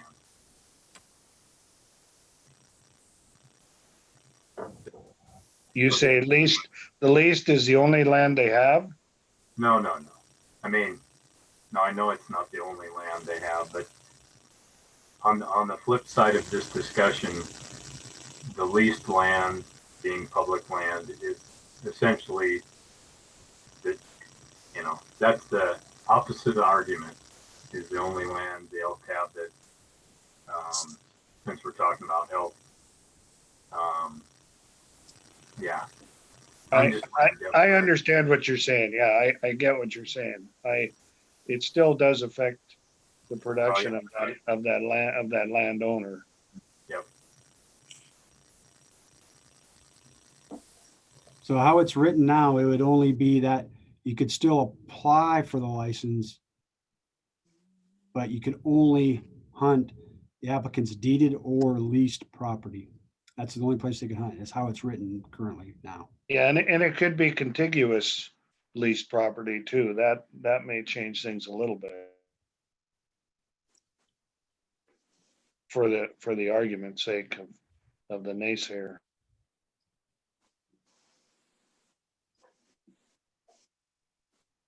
Ed, Jason, this is Quentin. I have a follow-up to Ed's question. Go ahead, Quinn. Ed, is your question leased public or private? Is that what you were saying? I was thinking more of leased public. Okay, and so for clarification, the intent is for that to be read as leased public or private? Is that the intent? Again, I ask only to clarify. Yep.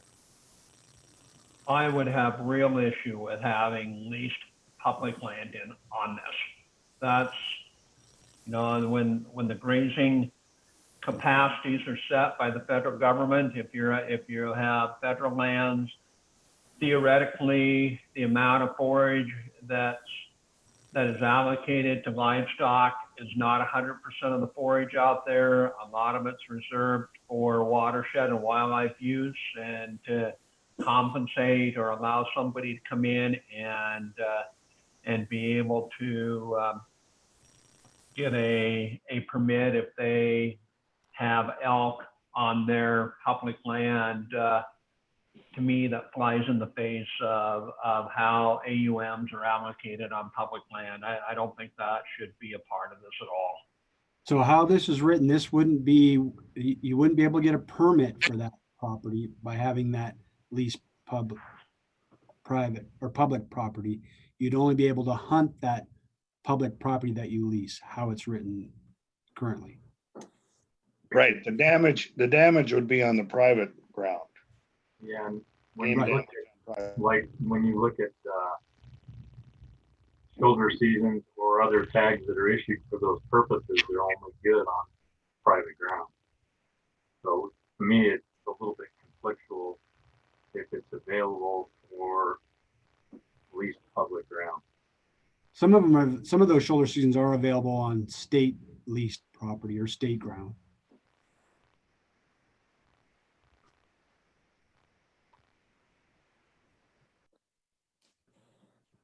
Yeah, state, BLM, basically excluding the Forest Service. Right. Jason or Ron, right now under the landowner preference, where you get a tag, isn't it good? Is it just good on your deeded land, or is it good anywhere in the district? So currently it's good anywhere on that district. So why then are we talking now on 160 that we're going to have these individuals only be able to hunt on that 160 or their private land, where the other preferences are good district-wide? Well, this would fit that. This is just not on that 160 acres. So if the way it's written now, it would be that 160 plus that 640 that a guy can put in for, that he can only hunt on those acreages. So I must not be expressing myself as well as I hoped. I think I understand what you're saying. But right now, and because this is a landowner preference, is it not? Yes. Correct. Okay, so if I have 640 acres now and I can get a tag or apply for one, I can hunt anywhere in the district. But the way I read this is, if I only have 160 or so and have had 2 years of consecutive game damage documented, I can possibly get a tag, but I can only hunt on my deeded land or leased land, not the whole district. Is that correct? Yes, but this would also make those guys that have that 640 acres also only hunt on their own property. So it would cut those individuals back to the 640 then too. Okay. That's correct. Yep. Or 640 or more, whatever they own. And part of the reason I was thinking the private land or the leased land is the idea that a lot of times those elk, even during hunting season, will come in on the private property at night and then duck back on the Forest Service or state ground during the daytime. So that private landowner still has the damage, but he's still not able to hunt because those animals are smart enough to stay out of the open during the daytime. Yep.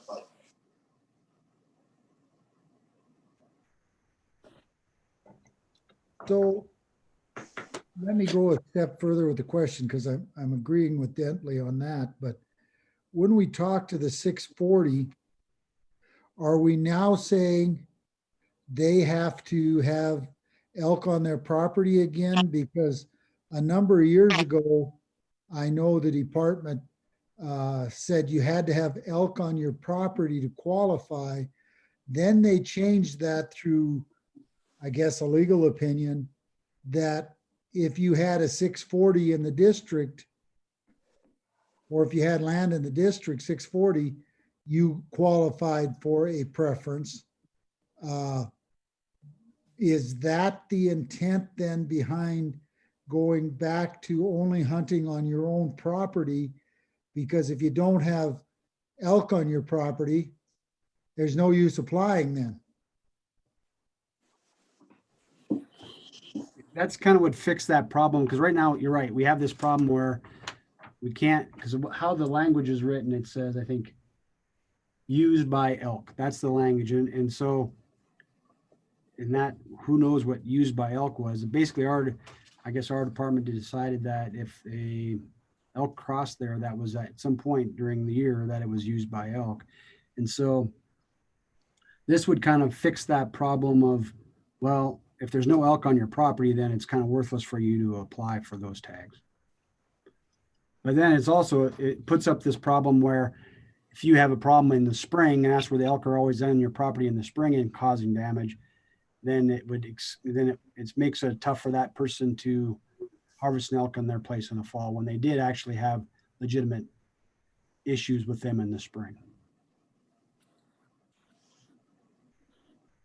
Is that kind of, you kind of follow what I'm saying, Commissioner Stuker? Yeah, I totally follow what you're saying. I agree with a lot of it, but then it gets back to what Denley is saying about the public land. I know in the 454s, for example, the legal opinion that Becky gave me a couple of years ago, because that used to be just deeded land also. I think you had to have 2,500 acres. But now, as if there is landlocked public that borders it under the 454, you can now hunt that also. But like Denley is saying, you know, if they come on at night, elk is a pretty smart animal and goes over on a piece of public that you're leasing and you can't go after them, it's not going to do much good either as far as damage. Of course, I guess you might be able to qualify for damage, but the same thing is, if they go off at night, you're not going to be able to harvest anything anyway.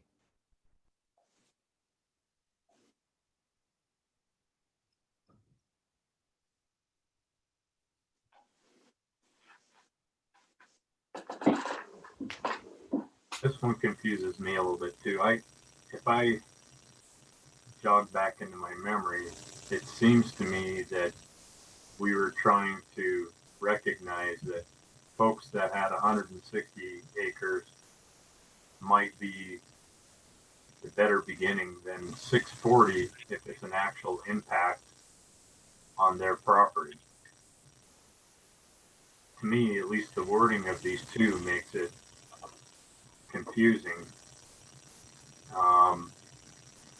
And these are just A7 cow tags, right?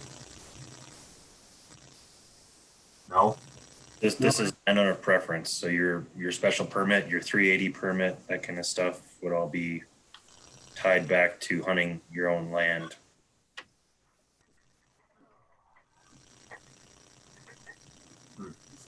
So I'm just going to throw this out there because some people may be thinking 160 is not a lot of acres, but at the past commission meeting,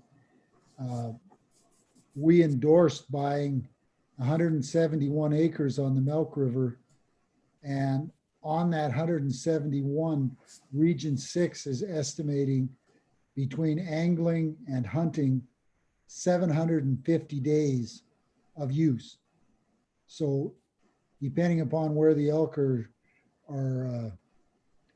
confined to or congregating, you could get a lot of other hunters in there moving them around. So that is important to that landowner. And that's just during those seasons. And then, like you mentioned, in the spring, there's that big amount of damage that's done in the spring. They may not be around in the fall, but you've still had the damage. And this is a way to kind of help compensate the landowner a little bit so they don't get quite as bitter. Yeah, I don't question the 160. But it seems like do we need to just change first part of this second, or the first part of the first sentence from 640 to 160? And then I know if you're talking 380, so would this make it so a landowner who drew a 380 bull tag can only hunt on their property? If with that second redded part, that second part in red, only on the applicant's deeded property, that would then make them be only able to hunt on their deeded property, or how it now are public, or at least public or private. But this is that, so that only on applicant's deed is new language that I stuck in there. So currently, all the red stuff is all current or new language that Right. we put in front of you guys. So currently, if there's elk on, or if their property, their 640 acres is used by elk, then they can apply. And the problem is there's a lot of folks that are putting in for this, and there's never any elk on their property, and we can't prove that there's not.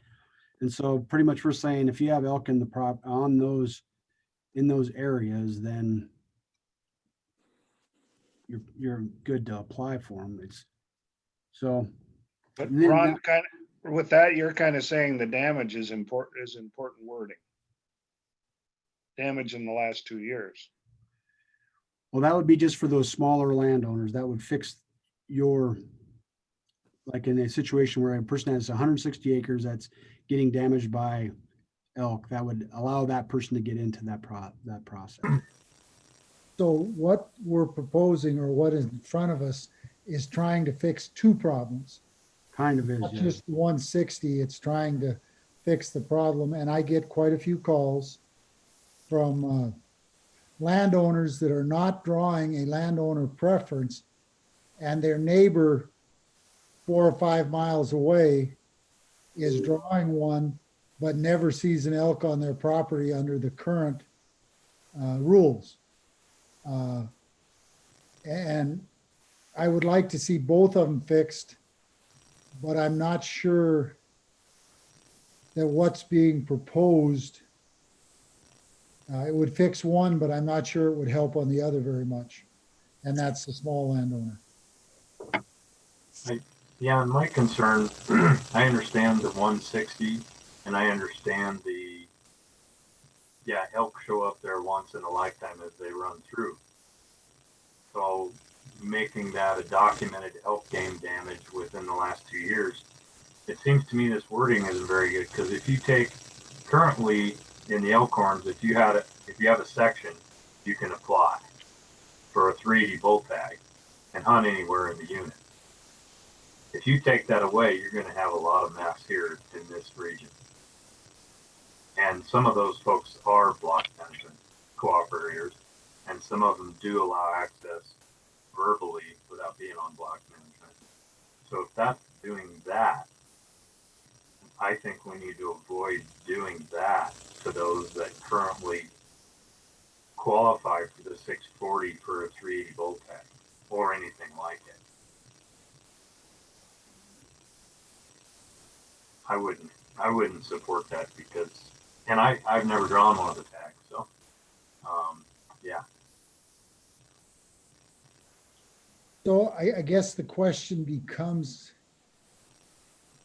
I was going to say, if we just said the only way you were eligible if you had documented damage, not just on the 160, but any of your landowner. But I think that would also get into some problems, as Ed brings up, and also put a hell of a lot more work on the department to take care, because everybody out there then is going to have some game damage or insinuate they do, and the department's going to have to go out there and look at it and determine whether there is game damage. And they're going to have to do that every year. So I'm not sure that's a good approach. As I look at this, I think I'm agreeing with Ed that the best way to fix it at this time is just change the 640 to 160. But again, realizing we're not fixing the problem for about the ones that don't have elk on their property, and maybe there's another way to come in with a bill to take care of that. I can tell you if you change that 640 to 160, you're also going to have a whole bunch of people that are going to be very upset because that's going to increase the amount of people that are putting in for those 380 tags by a ton. That's gonna make a big difference, yeah. It's going to make a huge difference then. And then it's that problem of elk being on the property is even going to be even used by the properties. Would 320 sort it out a little bit? No. See, here's the thing. We're talking about two different things. 640 in my case is relating to a coveted tag. 160 in your case is relating to damage. Well, but it could still be. I know that, but we're trying to fix two problems with the same thing. Okay, let's just take out that only applicants deeded or leased public hunt elk only on. If you take that out, then. Yeah, if you take that out and let's just work it in the case of somebody has 160 acres, really if they have an elk damage problem, probably they're going to be hunting on their own property unless they have leased private ground that's very productive as farmland. That's most likely the scenario. They're going to be hunting those elk there just to deal with the damage that occurs. So am I missing something in that thinking? I can go with what Ron just said, that, you know, if you have the documented damage on the 160 for 2 years, then you're eligible for anywhere in the district as you are now if you have a 640. Because that kind of, that allows those individuals that are having damage to get in and get something. But if I have 160, say up in the forest, where I don't have any really agricultural crops, it's going to be pretty tough for me to get the department to say, I have game damage there. Whereas if, like in Denley's case, he has alfalfa fields, if the elk come in, it's pretty easy to get, and I'm not just saying Denley, I'm saying anybody with 160 with agricultural ground, it's pretty easy to tell that they've had damage. And that takes care of the one problem. Doesn't take care of it still adds some in, but only adds those individuals in to the drawing that are actually having damage. So would we be able to, on the 160, denote the class of tag to clarify that and separate it from what is a 380 bull tag? Is it a A5? Well, the A7s were addressed elsewhere. That was in another part of that statute. But I mean, these are two different problems, aren't they?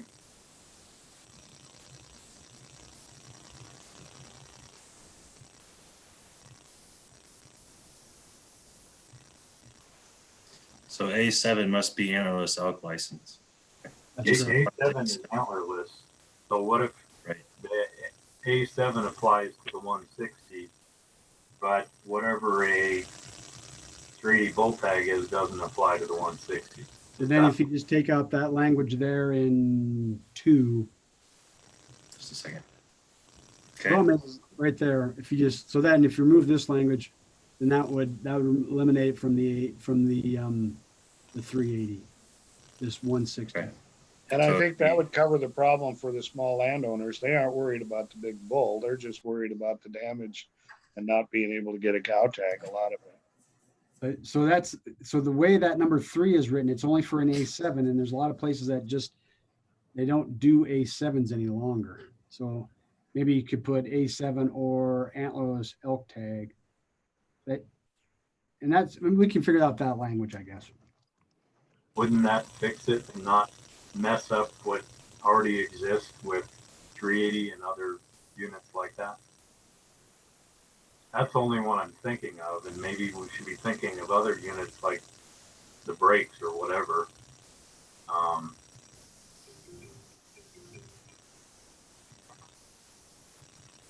Yeah, that's correct. This would be there. So this is above where we were just looking at. So what we were looking at won't change. And that's the special drawing for elk permits. So that is that 380 situation. That language stays as is. So I deleted it, but then if you go back up, which is under the licenses and license fees, subject to 5. So 15% of the licenses must be available to landowners. And this would then help them qualify for that antlerless elk license. In that 15%. Correct.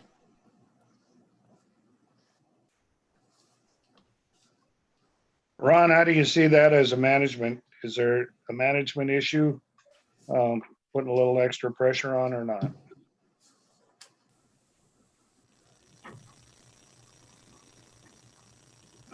What was the question, Representative Logan?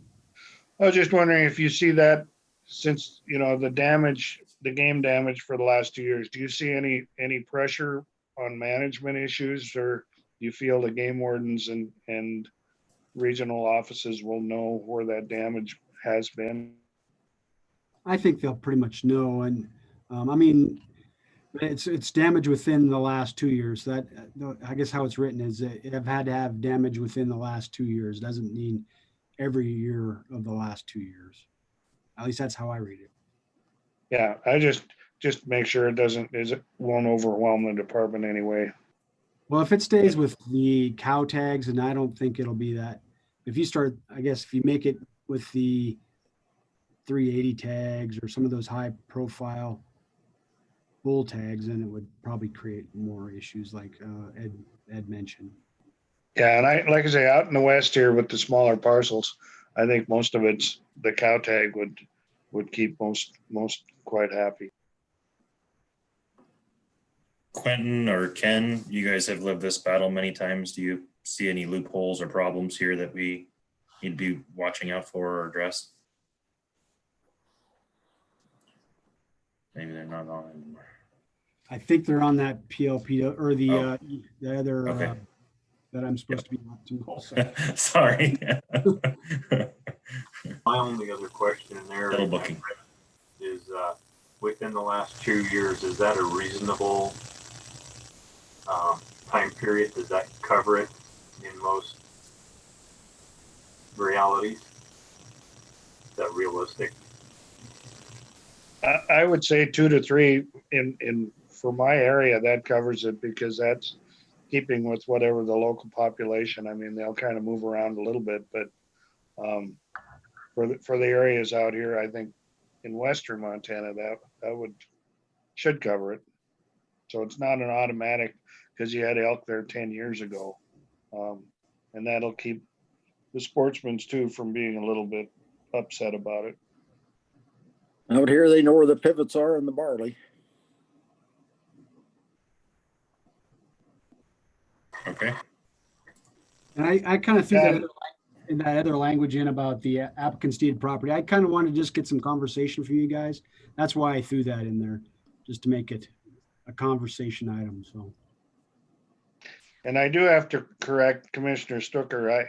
I can't grow alfalfa anymore because after 2 years they mow it down and it dies in the winter because the elk trim it. So I just have to stick with grass hay.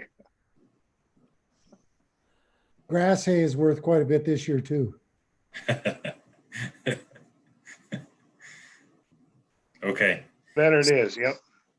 So the changes then for this one, which would be, we'll have to make sure the language is clean when it goes to EQC, but basically that it's going to be person who's contracting to purchase or who owns 640 acres of contiguous land, at least some of which is used by elk. So there's the 640. Or a person who owns 160 acres or more of contiguous production agricultural land that have had department documented elk game damage in the last 2 years, they'll be eligible to receive a Class A7 or antlerless elk license. I can agree with that. Good to me. Yep. That one doesn't- Okay. I'm okay with that, but our original conversation on this was a issue also with is contracting versus has contracted. There was a concern that, for whatever reason, and I'm not sure what it was, that there would be a pull of the contract.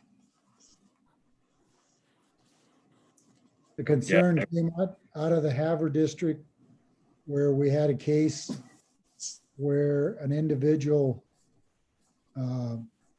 said he was contracting, but it never had any intention of fulfilling that contract, but it gave him a preference.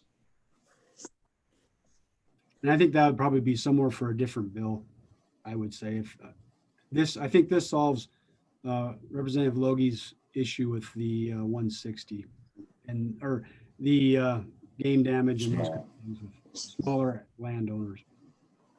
All I suggested when I turned to my notes was change that is to has contracted.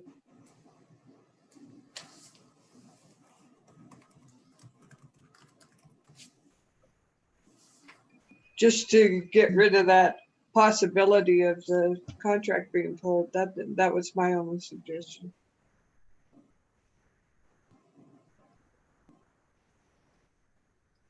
Are folks comfortable with that? So reading the whole thing through again,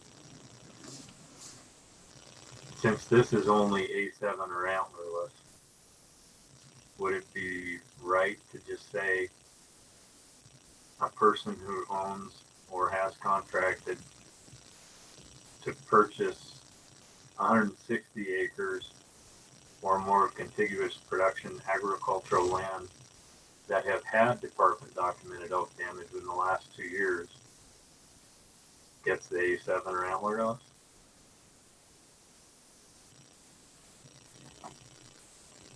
We wouldn't want to do that on the others, but is that cleaner language, Ron? It's the same. We're letting them have 640 without documentation of damage, and on 160 we're requiring documentation of damage.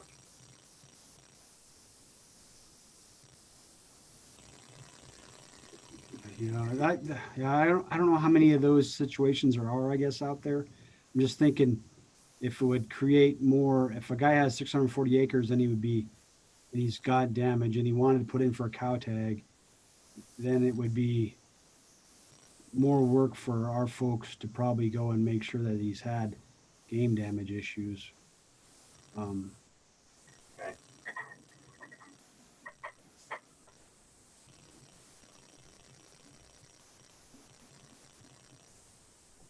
Yeah, whatever you think. So Ron, Go ahead. how does the department differentiate between elk use and elk damage?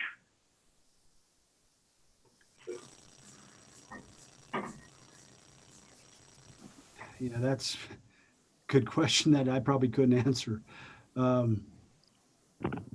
think if they're getting into haystacks or they're just decimating, a guy's alfalfa or something, I consider that would probably be game damage. But if they're just on a leased or on a grazing, I mean, granted, it could be damage for sure because it's gonna,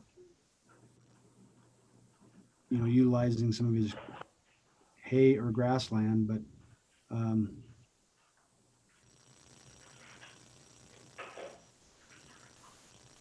that's a good question.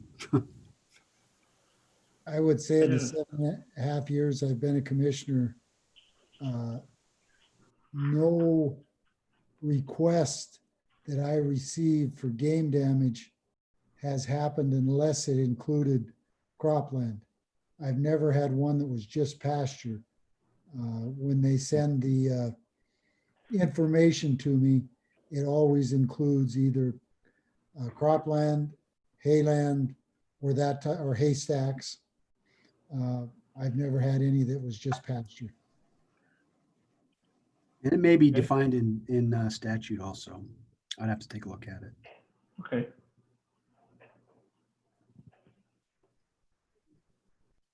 But Dale, you should probably send that question to the new Elk Advisory Council.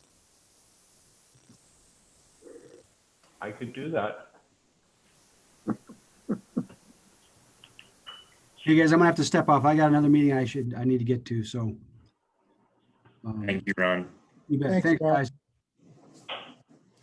All right, you guys get stuck with me. So from a game damage perspective, yes, we do have a few herding agreements and things on some brown grass, which have been and have always been a perplexing situation in the Madison. So right now I did take back out then the 640 contiguous land. So you could be a landowner with 640 acres of contiguous, which is used by elk. Or if you have 160, you're going to have some documented damage, which means that you're also allowing public hunting access, because I mean, I guess you could have documented damage and then be denied assistance from the department. But there's also a public access component to the game damage program. So almost a little bit more work or stringent for the 160 guys.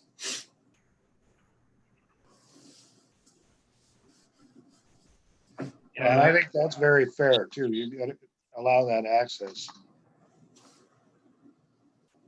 That's a note I made to bring that up, just because I wondered where that was going, because I knew there were requirements for allowing hunting to receive game damage, and I didn't see that. You know, and again, we're looking at different rules here, but I certainly think that needs to be a part of the component that if they get an A7 license, they've got a 160 or whatever it is, they've got to allow you know, reasonable public access onto those properties. And even with that, I suspect if this goes up in front of the legislature, I just have a sense there might be a lot of opposition to it from the everyday Montana hunters. I could certainly see in some units, antlerless or A7 tags even becoming much more limited if now they're going to allow somebody that has 160 acres for them, or somebody that works on that property, to be able to receive those. I'm just guessing the opposition could be significant. But the thing is, it still would remain under the 15% of the tags, correct? So that even though there are more people eligible, the number of permits or tags have not changed. So to me, that's an argument for what you just said, Dale, is there's still the same amount of tags that were being given out. Now they may be given out to a smaller unit if they're having damage. Which That's in good, another good clarification. And in another way, if those individuals are trying to get game damage hunts, it might actually lessen the number of tags or elk that are killed by allowing these guys to have a few more hunts. Yeah, fair enough. Okay. You ready to move on to the next one? Yeah, that did bring up one point. When you look under section 1 under 5, subsection 5, the 15% of class A7 licenses, do we need to add or antlerless? That does keep consistency in that.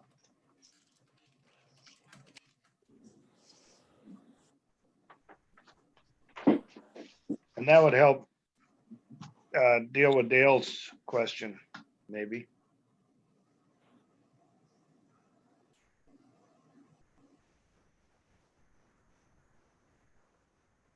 I think if that would clarify and answer the concerns like Dale brought up, when we get in front of the legislators, or if it gets that far, would maybe pacify some of the sportsmen if they do not think this is going to add any more tags.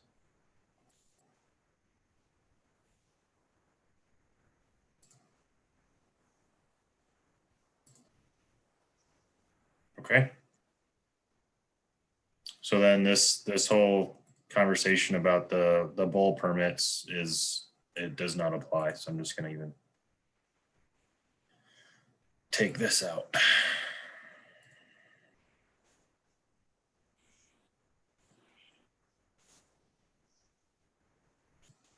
So that language would remain the same. So the 640 or has contracted is what we've modified before. So I'll change this one too. It doesn't probably add substantive change, but it's there.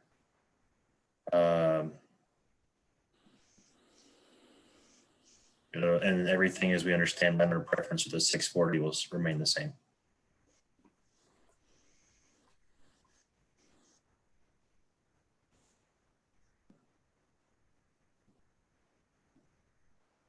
Okay.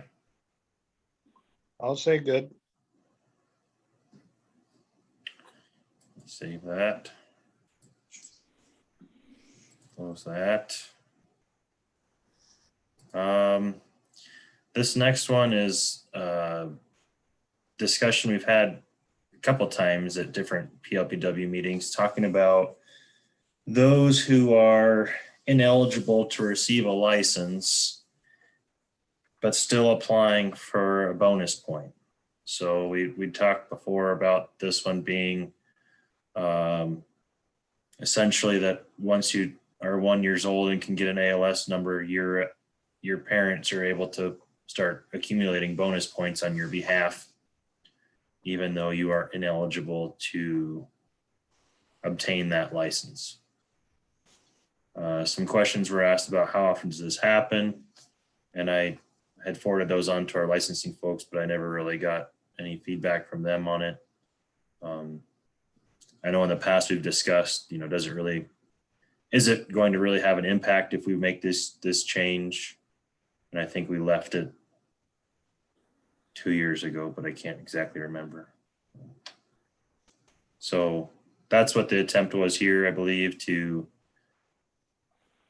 make it so that if you're eligible to apply for a tag license or permit for the applied species, you basically have to be able to hold that license before you can accumulate or before you could purchase a bonus point. What do bonus points cost? $2 if you apply when you apply with your license, or $15 if you apply outside the draw. So like for my kids, I could pay $30 and obtain some bonus points this fall for their 380 permit. But they're ages 4 and 6 right now.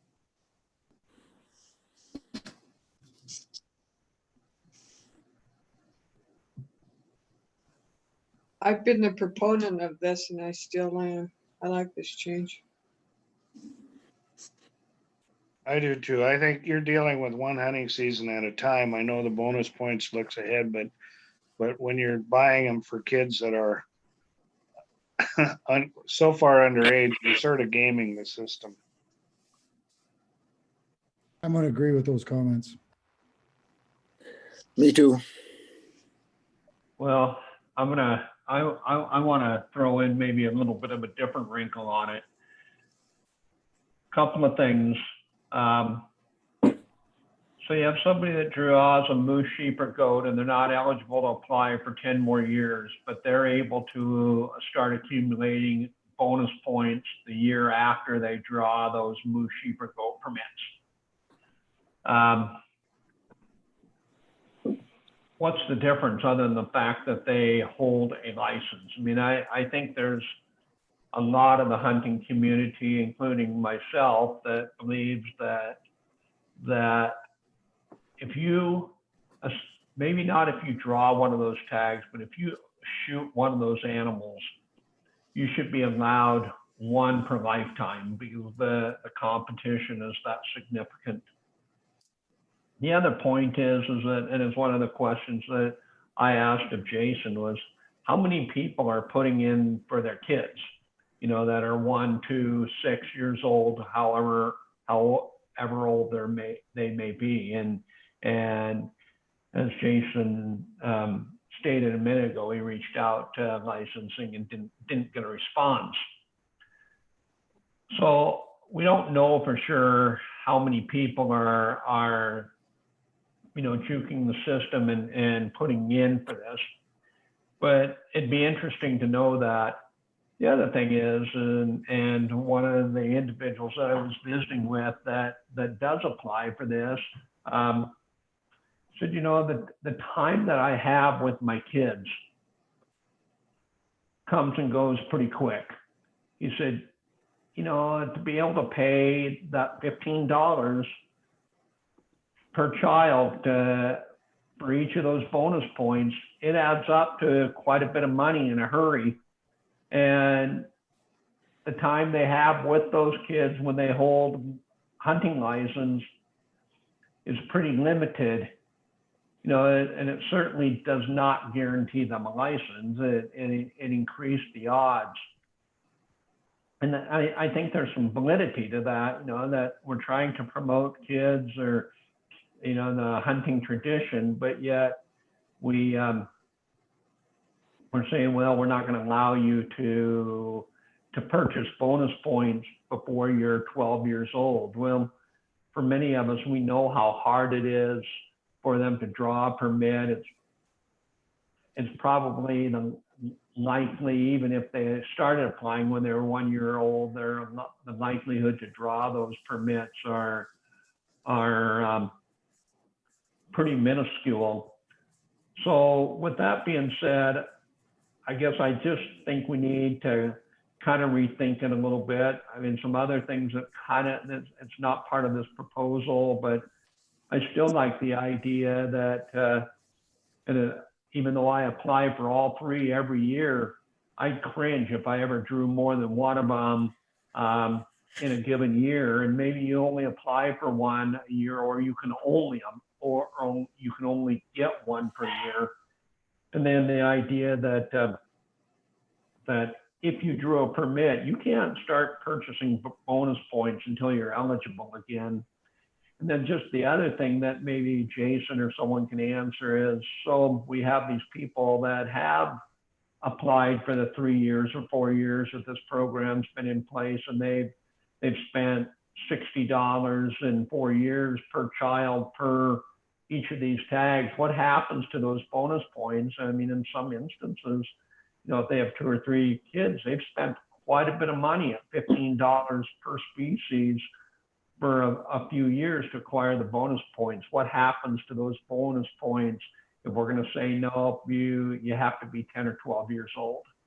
But really, I think what it comes down to, a question we really need to know is, you know, how significant is this? Are we talking about hundreds of kids in Montana? Are we talking about 25 kids in Montana that are putting in for these points? To me, to answer your question on the bonus points already accumulated, I think they would need to be grandfathered in if it's changed. Yeah, I've dealt with quite a few fathers who bought these. Excuse me. And I think in that regard, they have to be grandfathered in and left there. But as I look at this conversation, you know, we began, I mean, to me, this isn't even in our wheelhouse other than we hear it on the trap line. What we heard more of on our trap line in the past councils was to change that issue that you brought up, Dale, whereas if you drew and you were successful, you were done. And so we did propose that and we took it, but we also took it with the caveat of changing the ages and reducing it down. So if you're 12, 13, 14, 15, 16, 17, I think you couldn't apply. And I think that's where we got sideways. I think we should have left the ages alone and gone with that proposal as it was, that if you drew moose, sheep, or goat once, you were done for your lifetime. My gut feeling is we got negative response because we messed with the ages that you could apply for those licenses. So to sum it up, you know, this situation to me is an irony, because we've heard a lot from folks who are frustrated that they can't draw a moose, sheep, or goat. And I hear it every year once the licenses are drawn, you know, because every year you hear about who's drawn their second one. And it's just a statement of fact. You hear it. And I could tell you the folks around this part of the woods who drew their second one, you know, or who drew an elkhorn tag last year and then a moose tag this year, that kind of thing. So number one, this really isn't even in our wheelhouse as far as private lands, public wildlife issues. It's just that we've heard a lot about this from folks who never draw those tags. Having the youth situation where your kids can apply compounds that problem, at least in great perception. And I think as people who don't have kids hear about it, they're kind of shocked that it even exists. So I guess I'd like to see us, whether we do something with this one, go back around to the other one again and try to get a bill going where once you draw and are successful, you're done, like we did before, but leave the age alone. And maybe Denley can speak to that, because I think he tried to carry it. I don't remember for sure, and it went like nowhere. I did try to carry it, and what came up was that age differential, especially for the sheep. Sheep people really brought it up. They wanted their kids to be able to hunt with them on a sheep, so they didn't like that age. And then there also was one variation, and that was that you could do it actually 2 in a lifetime. If you went through a season and you weren't successful for reasons because of health, or you didn't find what you wanted, you would be able to apply once more. Because sometimes even when you do get drawn, there are reasons, knee operations and things like that. And so I had tried to allow for that, and that gave 2. But yeah, most of the big opposition was that age for the youth.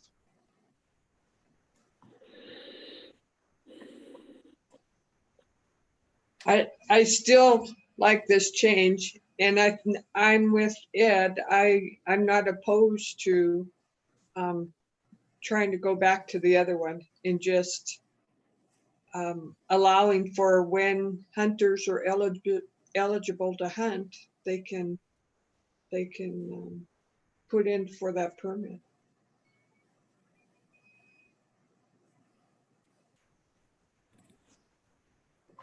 Would we be better off, though, to bunch them as one? And I'm not necessarily suggesting we don't take this one forward, but would we be better off to bunch them up and have one proposal that touches all of this in one bill, as opposed to saying, okay, we're going to remove the opportunity for youth to acquire bonus points, and then we're going to hit something that has to do with hunters that drew a permit and have that in a some type of in a subsequent bill. I guess I'm just seeing that where this could really be diced, and you might be able to handle much of this under one bill that might be more palatable, or certainly something that the legislators would see once and then not be saying, well, gee, didn't we just look at something like this a year ago or something similar? And Denley, you certainly would have a much greater sense of that than I do. And what's your take on that?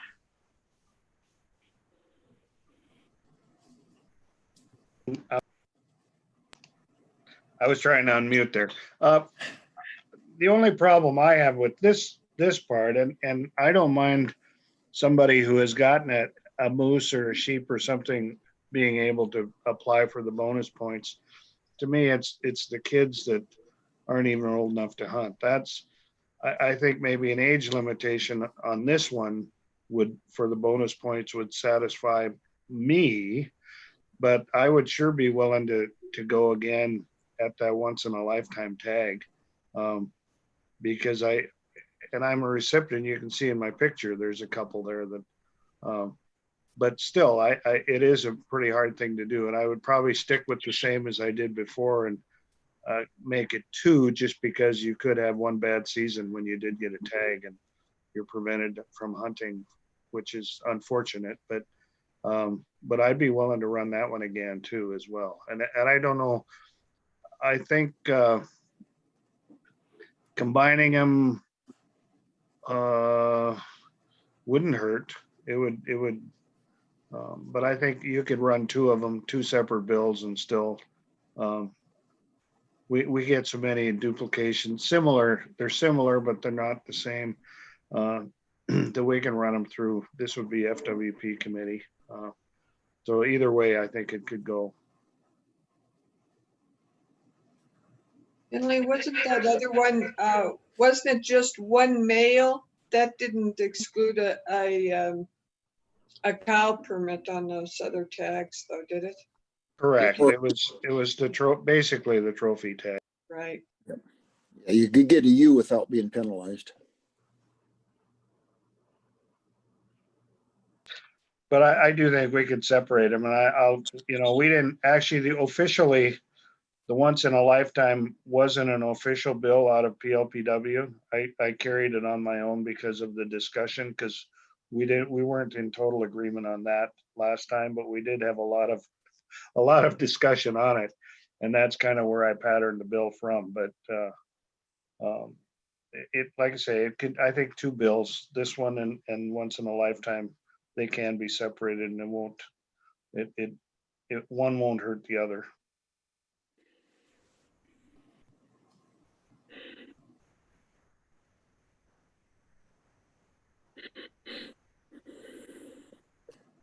But like I say, for this one, I think part of that to me should rather be an age discrepancy. You can't get a driver's license till you're a certain age. You can't get a hunting license till you're an age. And so you shouldn't have a bonus structure set in place already before you can even think about a license.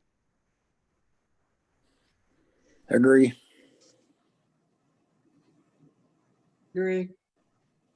Agree.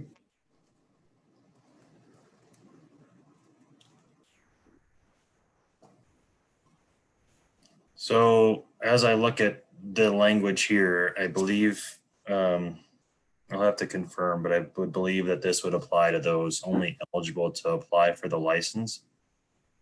So that would put your age restriction in place.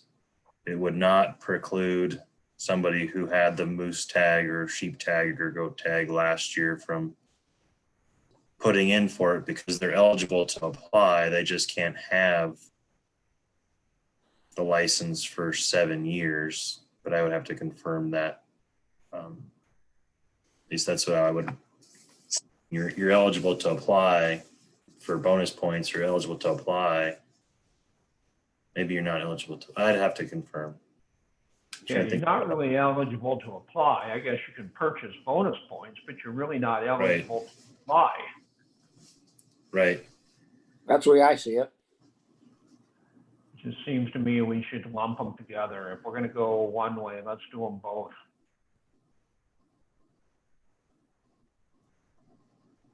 So you want to stop someone who has, it's basically your 7-year wait, you cannot purchase bonus points? That would be my preference.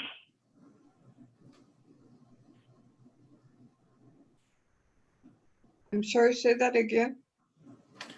So at least what we're trying to accomplish, and I'm not sure if this exact language is right, but you would not allow someone, let's just say under the age of 12, to be able to obtain bonus points. I'm not sure how I would guess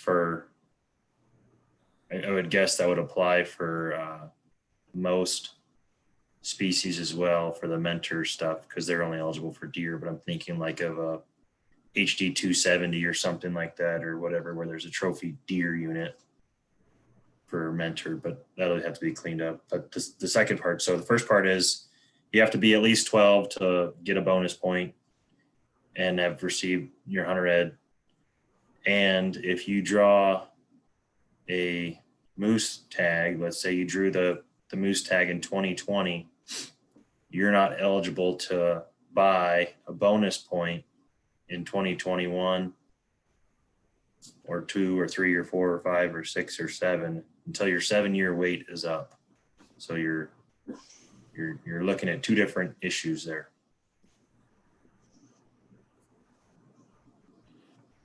And then just another question, and I know this isn't paramount for the PLPW Council, but what's the economic ramifications if to the department if this source of income was no longer made available? And I mean, it doesn't sound like, or at least on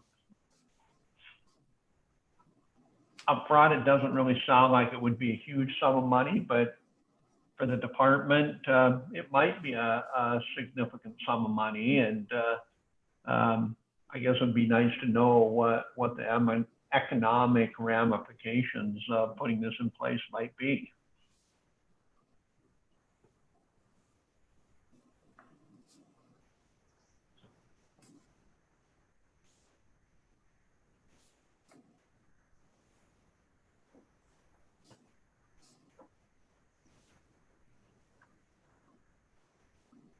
Yeah, I think this is more a quality thing than it is a financial oriented thing.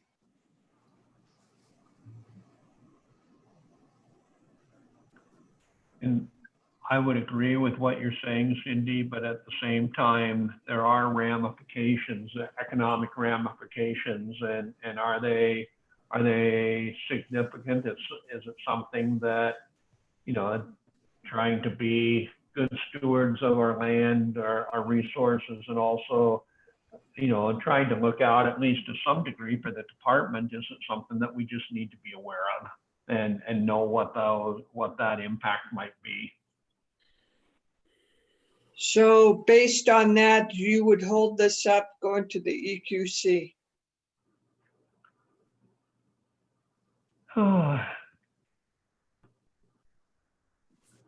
I guess I think it just needs to be cleaned up, and we need to think it through a little bit more before we push it on to EQC.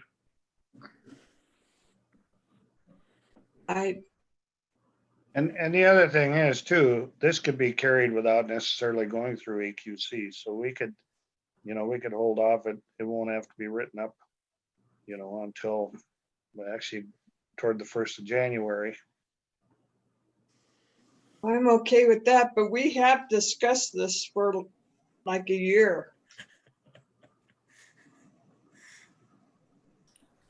Well, and that's where my being the newest member on the council, I don't have that past history and that institutional knowledge of some of the discussions that have taken place historically. So what I'm relying on is pretty short time frame compared to a lot of the council members that have been on here for a longer period of time.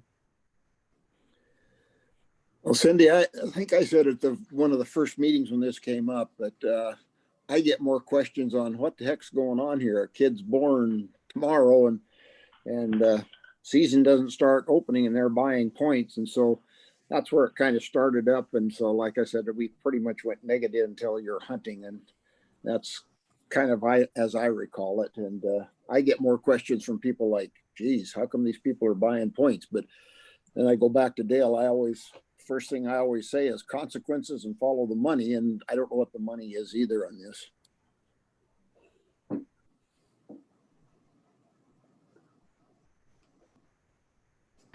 Well, again, I say to me that the age, that under hunting age is, to me, that's the biggest point of this one.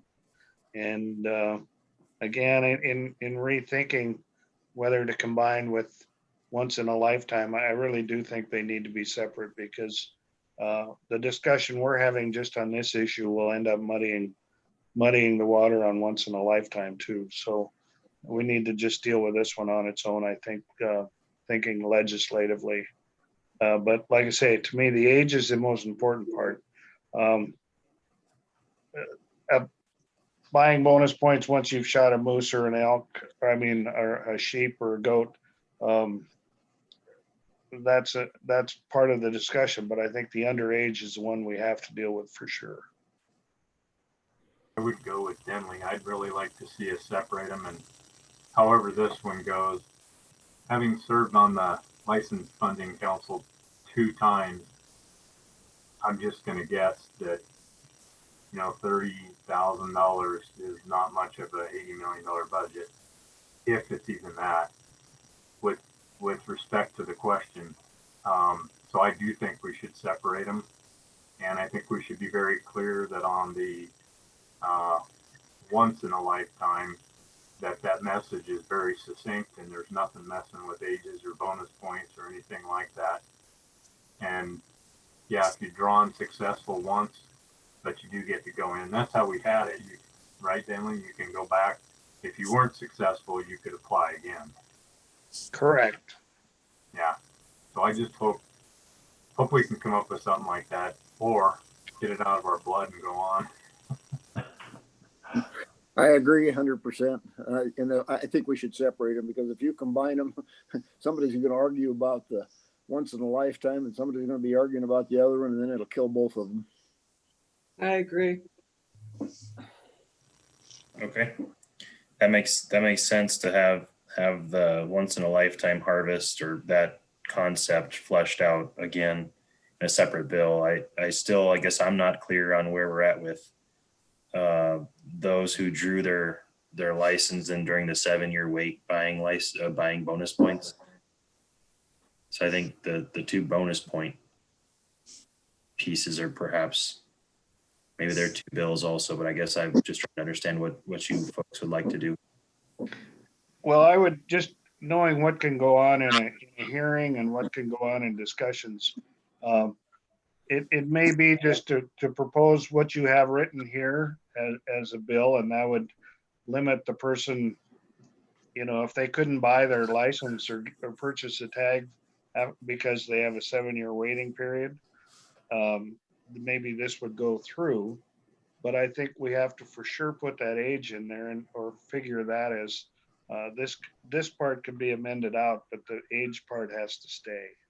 So that's the way, in dealing with the bill, might be the way it has to go. Figure if this part flies, or it's good in discussion, otherwise amend out this part of it, but make sure there's an age difference on, so you can't get the youth. Agree. I agree, Jason. I think if you address the once in a lifetime on its own, the preference for bonus points, I think will take care of themselves within that whole part of it. Because clearly, if a 1-year-old can apply, I would think, you're going to get to apply if you're eligible otherwise. So it'll go hand in hand, whichever way it goes. So the language as proposed is okay? Yes. Is that the only change that's highlighted there? Correct.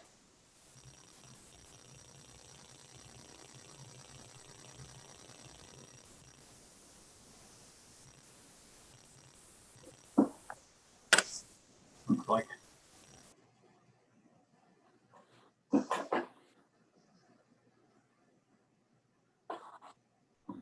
So here's that question about grandfathered into in sub 6, the department may not delete a person's accumulated bonus points unless they obtain the license tag permit associated with those points. Yep. Yeah, you need that. Yep, so that answers that question. I was hoping that was the case. I just had heard some history there too where that hadn't been the case. Okay.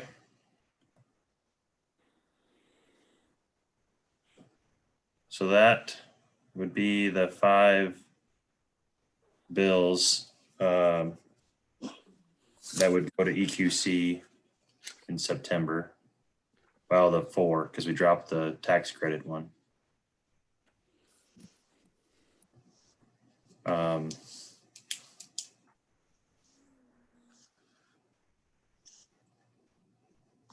Are there any other things we want to, I know the once in a lifetime was mentioned as a separate issue.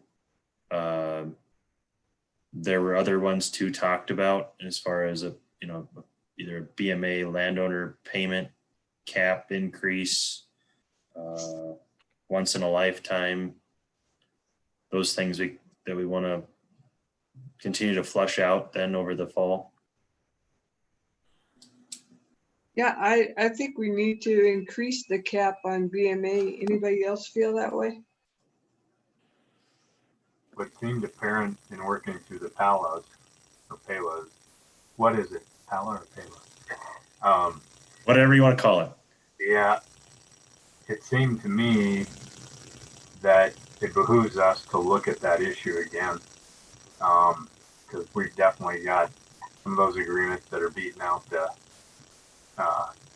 block management cap at this point in time. I would agree with that. I think with the 54 or so out there, Jason, that exceed the cap with hunting days, At least 65. 65. Ranging from just over to well over. So I think we're probably, the Bear Ranch Foundation is the biggest cooperator, and they're probably pushing $65,000 worth of impacts being paid $15,750, all the way down to those that are just over. So the average, I think I'd say probably an average is probably close to $30,000 for those 65 landowners that see a big number of hunter days. So you can look at it as we're paying a $2 or $3 hunter day, or you're paying landowners are giving a lot of in-kind money there.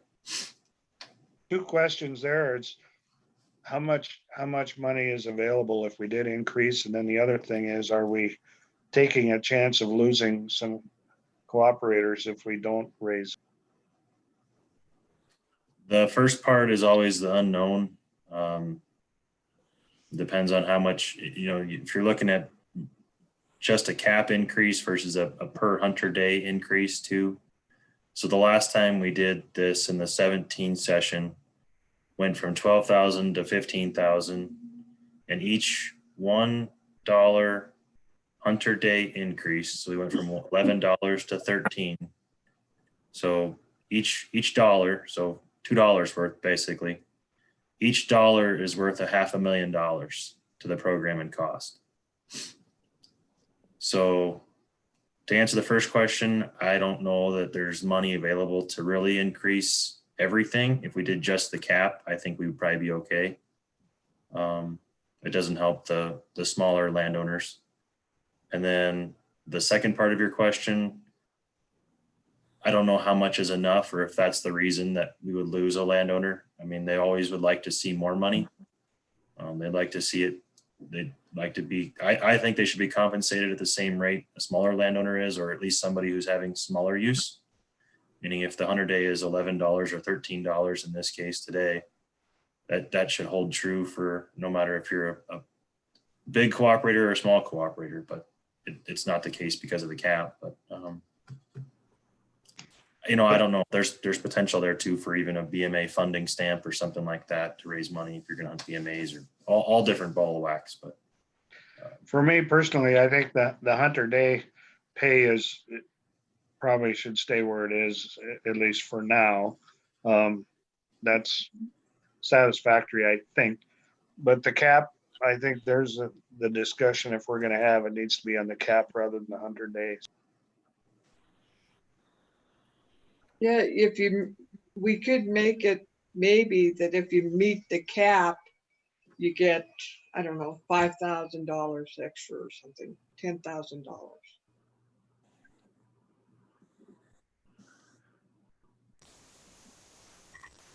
Yeah, when you look back through the original block management program and all the deliberations after we, as far as the criteria to be determined for the payment for impacts, you know, we just did this PALA agreement for access, and that's the first time we've literally done it for access. I think the considerations that were given to how the payments were derived at under block management were very heavily weighed. And I think that on whole, it's been very successful the way it's been done. Clearly, somebody could probably help me with how long it was that it had been since it went to 12. Or did you say it's 15? It's 15 now, and in 17 it went. In 17 it went from 12 to 15. Right. Yeah, that's what I was thinking.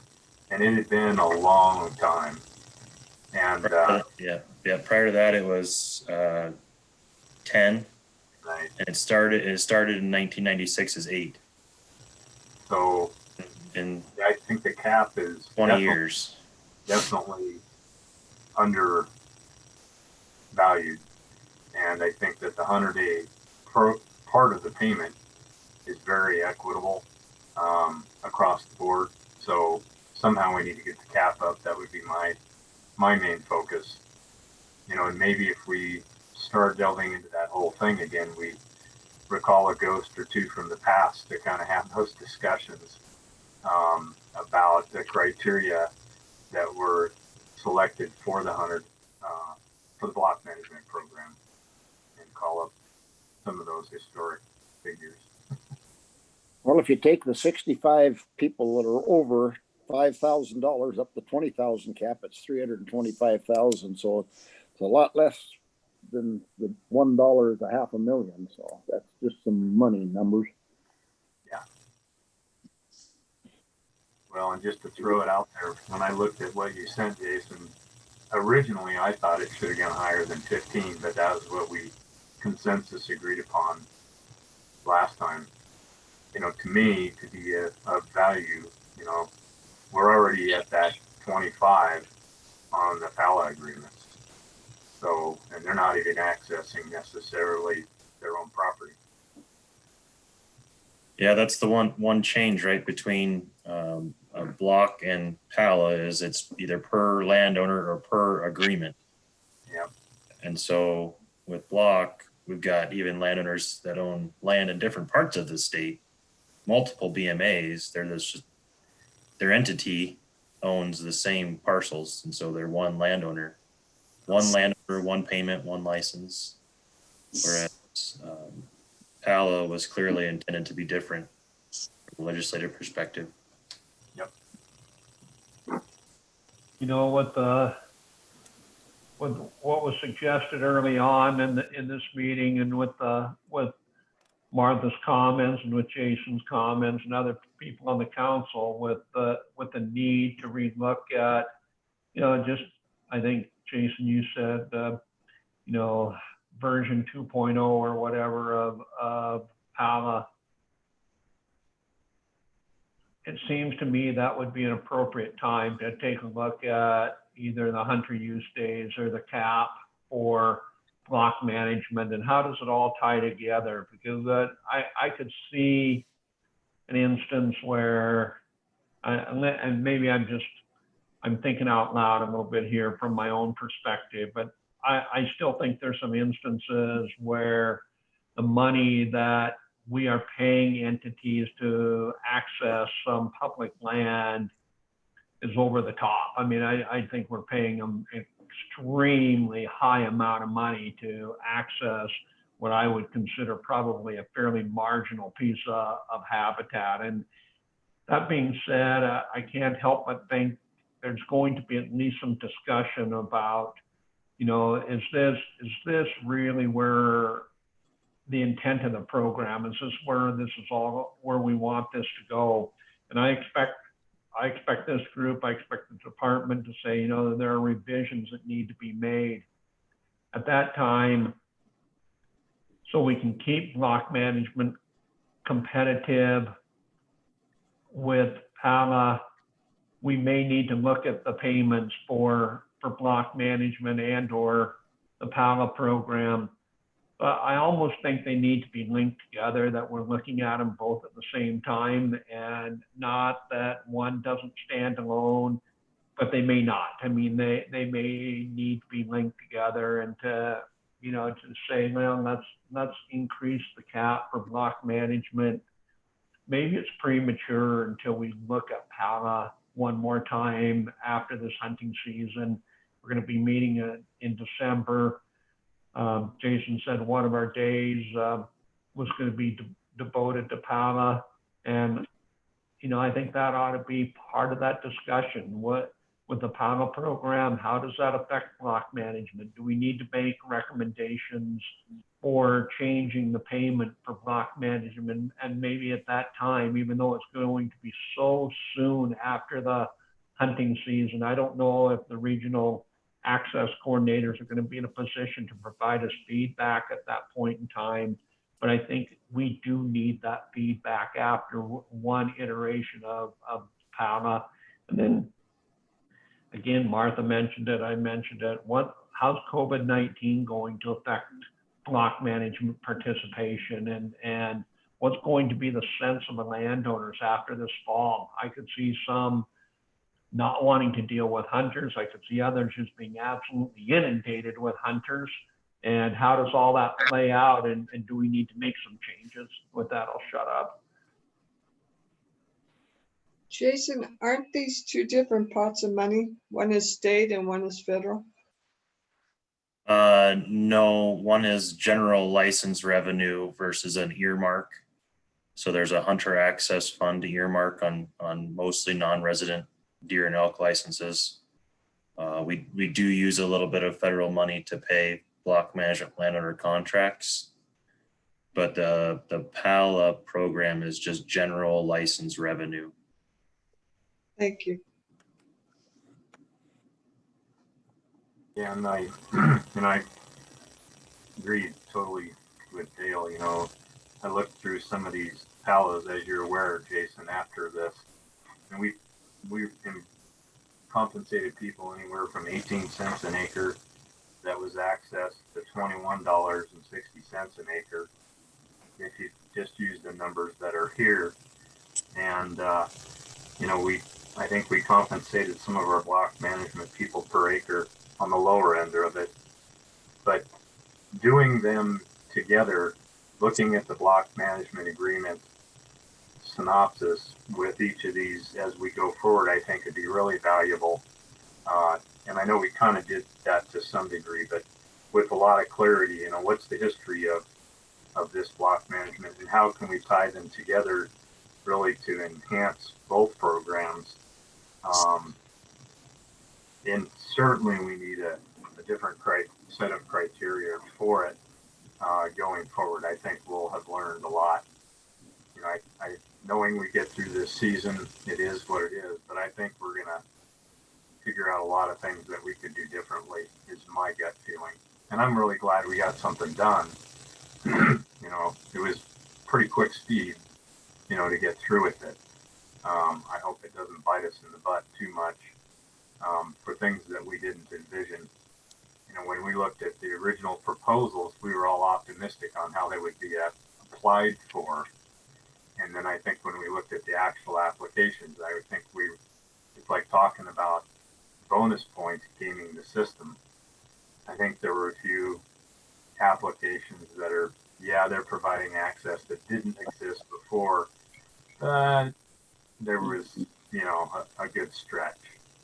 So equity to me is always the challenge. in cooperation with folks that need a hand and need an incentive, and already do a great job, trying to work with all of us nutty guys who want to go hunting. So, Part of the problem too is, we have with block management, we have a set number. People sign up and you have your coupons and how many people basically are using. Where the Pala or Paula, depending on what your phonics class taught you, or maybe you didn't have phonics, depending on age. But we don't have that documentation of the user day yet. And do we get those user days? And I think that's one of the things we struggled with in trying to figure out. We were anticipating the value of that piece and how many user days it might get. And we'll still do that too, because there aren't the coupons. It's a little harder to document those days. And so there again, we'll still be speculating even in our further discussions, but we do need to try and get those user days somehow figured out, because that's the important part. If we're given access to land and we have 5 people to use it, and we have another piece we're giving at a much lesser price, but we have 400 using it, and we've got to be able to figure that out somehow. Yep, I would agree. I think, part of it obviously is the FTE and expenses of collecting coupons and all the pieces that go into that too, right? So we would be happy to probably set that same structure up, but we're going to need some additional staffing and resources to do that. And I don't think that's in the cards, at least in the short term. So how do you do it without having that piece? the app on the phone. You know what I mean? I do know what you mean. And I know a couple of companies who've where I'm wearing a mask and where I'm not wearing a mask. You can find out where somebody was for the most part. Yep, we've had a couple companies actually approach us about doing electronic sign-in for block management, as well as online reservations for block management too. And it'd be the same thing where you'd have an app with a geo-fenced capability to be able to determine users. And I don't need to know where you were or when you accessed, just the fact that you did access that piece would be helpful. Anyway.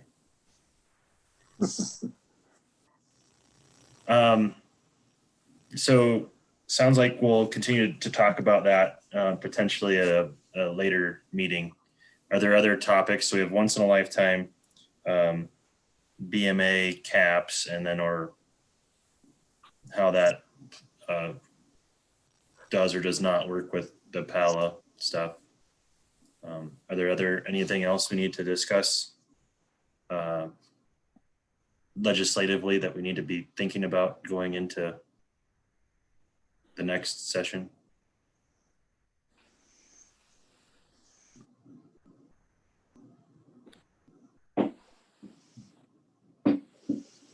Quentin, I see you joined us. Are you there? I am, yes.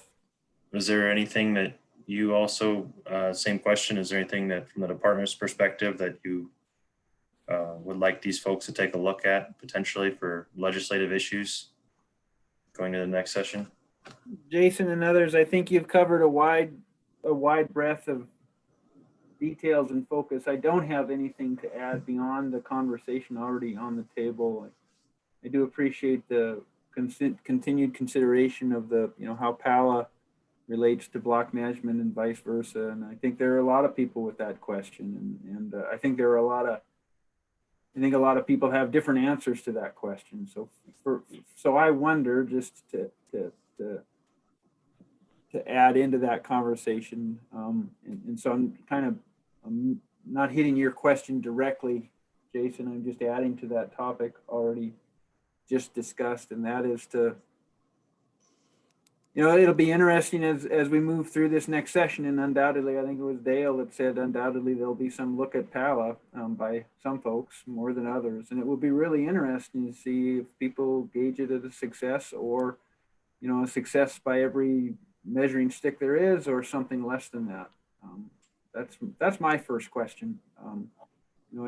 I think we saw people wanting it to be as this conversation that PLPW is having making connections to block management, and I understand those connections, and the concerns about those connections were expressed during the session.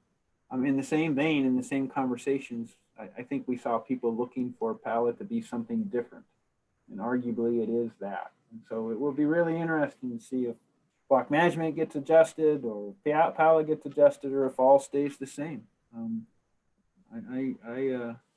Again, I really appreciate having the opportunity to hear PLPW talk through it. It's helped me a bunch. And on that topic, I have no crystal ball, none whatsoever. So I think I've said this before, and I mentioned it at the commission meeting the other day in my report, is that some of these areas that we paid under the PALA, they had been accessed before through block management. So we provided more revenue out there, in some cases, for no more access. And on the other side of it, I think I also mentioned, and I'm in 2 block management units, as people know. One's just separate, and the other one's in the North Plain. But the North Plain, I think under that one with BLM and leased, there's around 7,000 acres that I control. It's included in that North Plain, about 3,400 deeded, I think. And some of these PALA agreements that we put forth paid more than what I get off the 3,400 in some cases, like for 240 or 320 acres. And so I think that as more landowners figure that out, we're just going to be paying more money for the same amount of access. And so I would say, if we can tie them together somehow and work out a financial payment that maybe includes all of the access, that may be where we're headed, because I think I had mentioned before that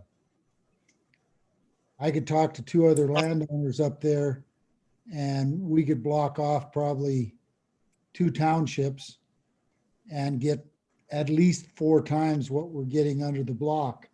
I don't think any of us want to do that, but there will be people that are going to be doing that.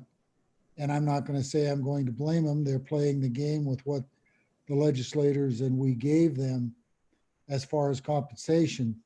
So getting back to what was said, I think we need to figure out how we can raise the block management. But a lot of these are not at the cap that are going to be eligible for 2 and 3 times as much money under PALA that they're getting for block now, and probably less acres.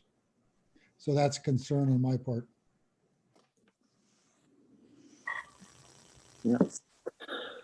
I had one other issue that was brought up, and like I said, I guess it isn't just because I didn't draw my 920, but it's several people have contacted me that archery hunt, and they said, the 920 tags should be first choice only. You want to archery hunt, you archery hunt it, and so many people are kind of gaming their point system again.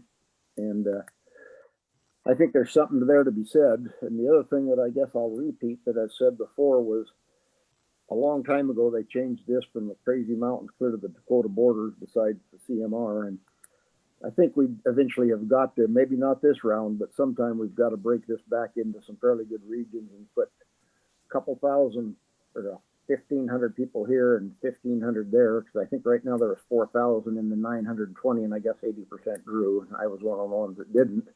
But the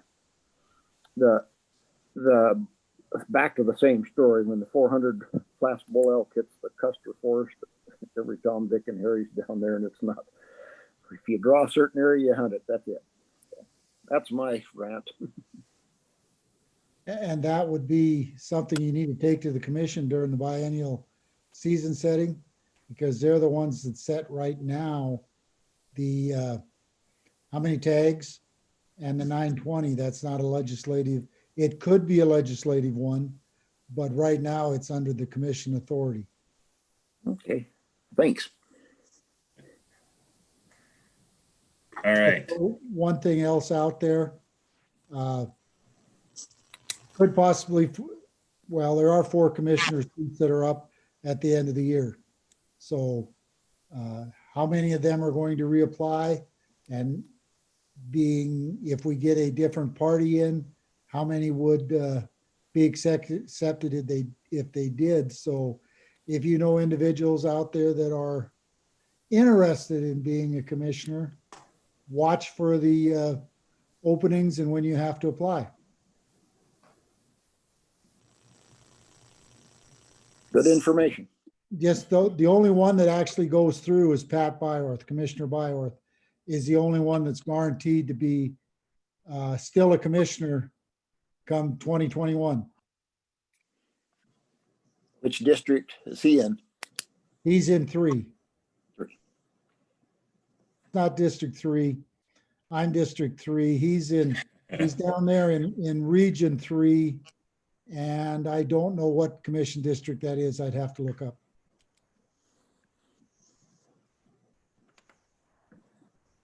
Okay.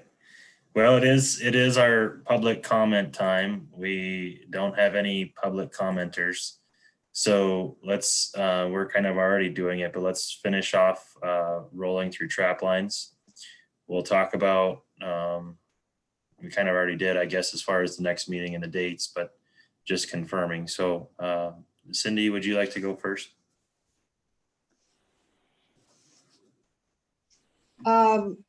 As you know, via the news, the Sportsman's Group still aligned with the Anaconda Sportsman's Group on the Madison issue, Madison access, fishing access.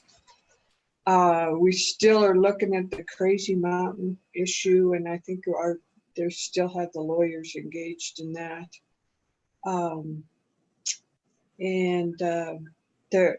They're looking at what's going to come out of the shoulder season document.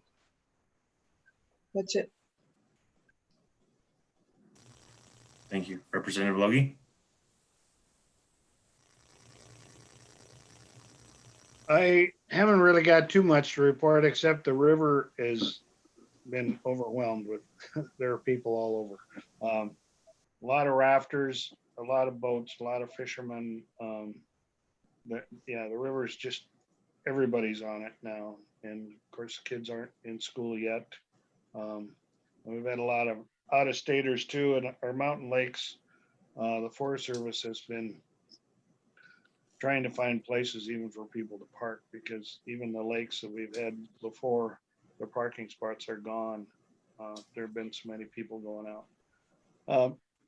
Will be our hunting. It's the same old thing. Our populations in this area are way down compared to everybody else having way over objectives on the elk and the deer, but and we still have some wolves roaming around. Fresh tracks right down the end of my field the other day. But people are not talking much, not complaining much. They're all busy out recreating somehow and picking huckleberries. So I haven't got any big things to report, except the berry crop was great. Good to hear.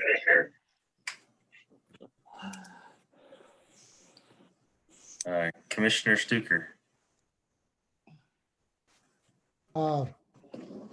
Being Cindy brought it up, most of you probably already know that I voted against the Madison proposal, not because I did not want to see it go out, but because I didn't think it went far enough.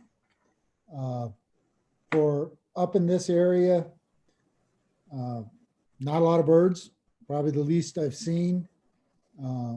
Deer, probably the most I've seen. I think everything had twins. I've never chased so many fawns out of the hayfield when I'm cutting in my life. People are wondering up here how CWD and the coronavirus may affect the deer harvest.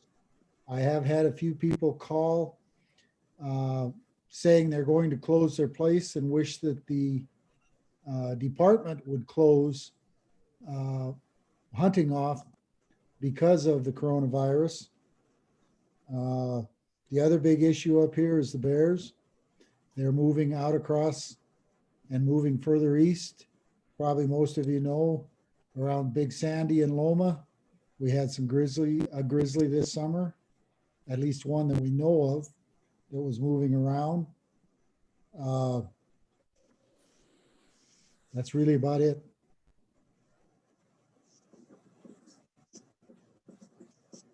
Dale? Well, I think for the most part, I've pretty much talked early on about my concerns with the hunting season and hearing from a couple landowners about, and that, again, they didn't relay their concerns about possibly interacting with hunters that might have COVID-19. Their concern was more about just being inundated with hunters. They've just seen more and more people, even in eastern Montana, on our public lands this summer, people out camping, setting campers up, and they think it's going to carry through in a much greater way during the hunting season. It's really going to be an issue if we have a wet fall and there's just that many more people out here. It was a big issue last year. And there's just a lot of things lining up that has potential to maybe sour some of our long-term cooperators in block management. And that concerns me greatly, just because of the relationship that the department has built up with these cooperators, and then just the loss of hunting access. I think both should be a concern to this council. Other than that, I think we have decent bird numbers. What I'm hearing is the antelope population, certainly in parts of the region, are strong, and I've seen a lot of deer in my travels, and I've gotten out quite a bit. I think our populations certainly are at least at the long-term trend or population levels out here, and it's nice to see the sharp tails and pheasants bounce back after 2 or 3 down years. So I think things are lining up to where we could have a nice year. That's all I have. Thank you. Ed Beal. So we put a new app on our store here that when folks come in and ask for a Region 2 over-the-counter shoulder hunt in 293, the app actually shocks them and it says, read your regulations. Just kidding, we didn't do that. We've been getting lots of people asking about getting their tags in 215, 291, 293, etc. And there are none. They just read the email that came out that said you can buy starting August 10th or 15th, whatever it was. August 10th, yeah. So that's been interesting as we look them up for them and show them which ones are available. I was surprised how many have not read any of that. I mentioned the Onyx thing in regards to,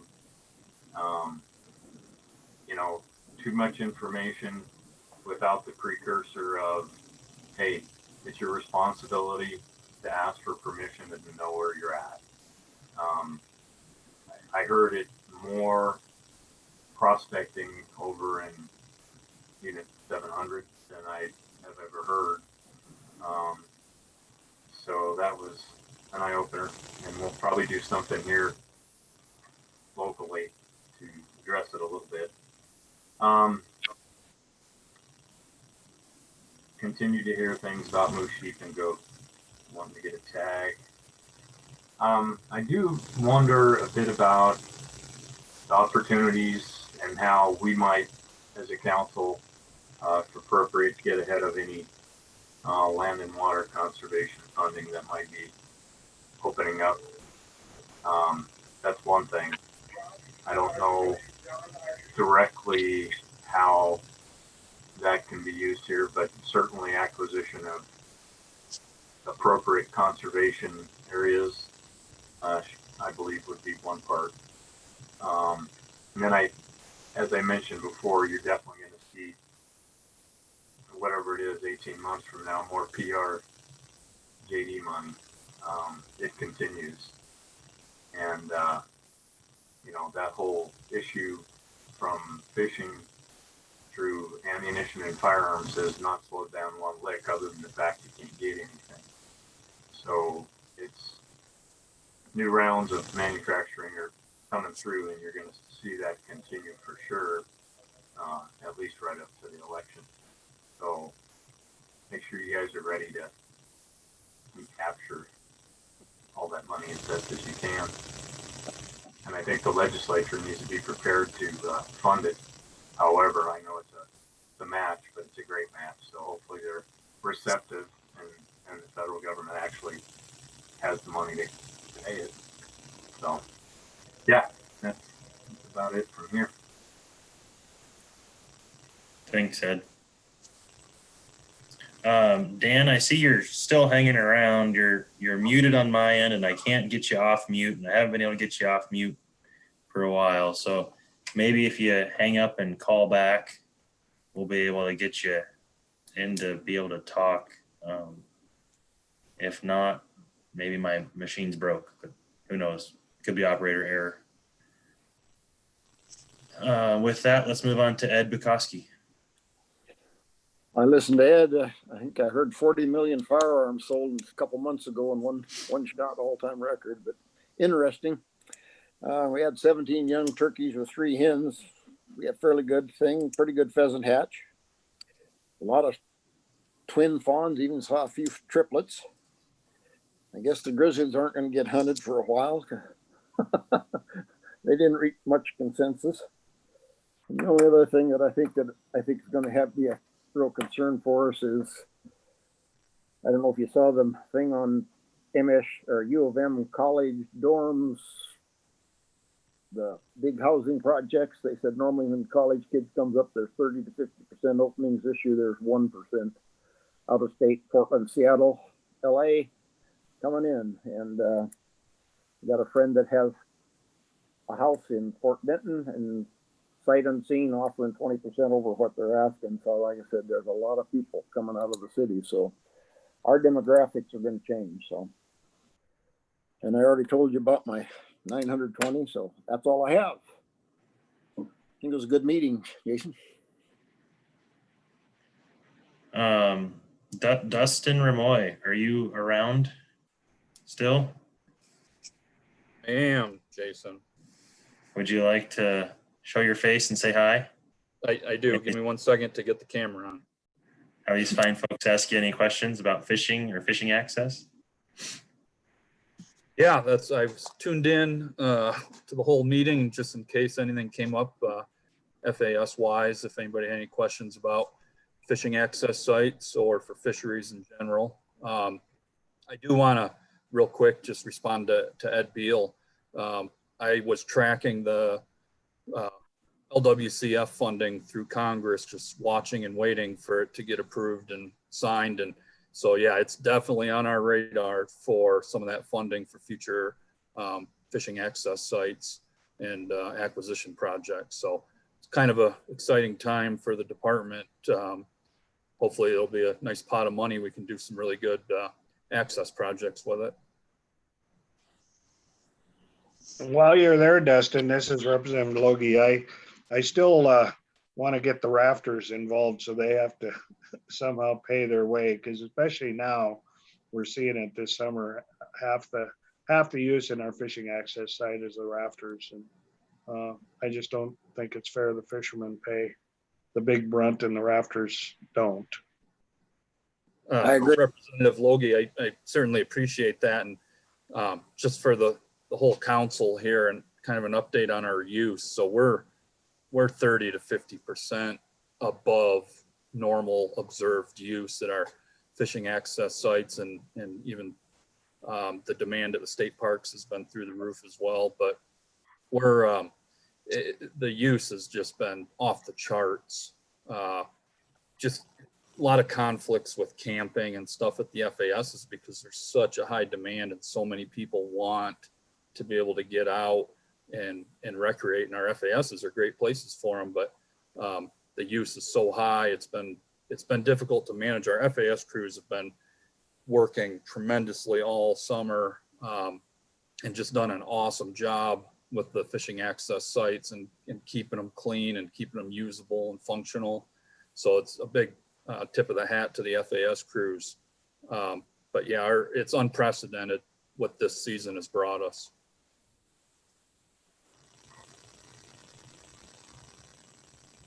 Yeah, so what's going to be the best way to go forward with funding for recreational water users?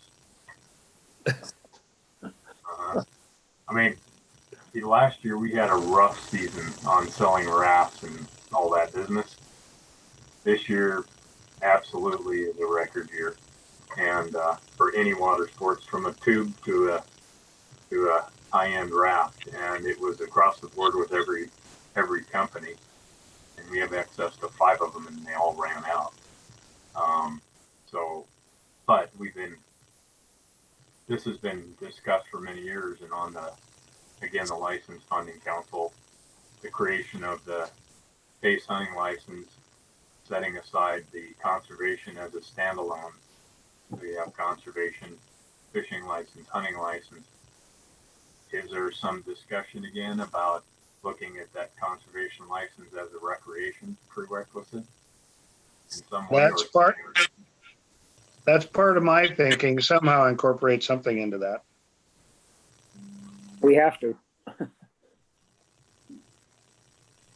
Yeah, just along the lines of that thought. So I got an email today from our folks in Region 3. I guess at just the Blacks Ford fishing access site on the Madison, there was over 280 vehicles there on Saturday, just at the time when staff went by and observed it.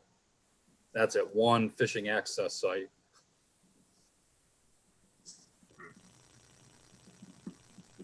Yeah. Wow. Wow. Well, I put on a fishing access site that the next access site is a private launch area. Oh gosh, a month ago. And I've put on there before when there was, 3 or 4 other launches. It was a line. And you had to be on your toes, not irritate people, which we usually are, but there's a lot of folks that are blowing up their boat in the middle of the launch. And that was on the Blackfoot. I mean, I was absolutely shocked at the midweek quantity of folks. So, good thing and a challenge. How many people are getting $25 for a private launch site? Well, the folks that have this one don't, and they should, because they offer a lot to the hunter. They're very gracious, so they probably should. Good deal. Anything else for the good of the order? I don't see that Dan has joined us back, and I never did hear from Mr. Cornwell. So thank you guys for your time. Thank you for your willingness to hang with another Zoom call here. We'll put something together so that Representative Logie and Ron can work on those handful of bills we looked at to go to EQC to run that path.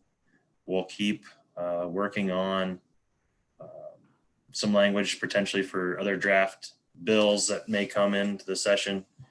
And then, like I said, the December 1 and 2 was the dates that those that responded said they could make it. So we'll look at December 1 and 2 for the next PLPW meeting. I do believe the access coordinators should be able to participate. At least the same ones we had last time for sure. They're pretty good about that. I would like to do it in person. We'll see where the world is at that point in time, but I think the first day again would be dedicated to the wildlife migration and movement topic, with the second day dedicated to just public access land agreements and how we can better align that with the other programs we have, which range from annual to perpetual. You're fine, honey. Those kinds of things. So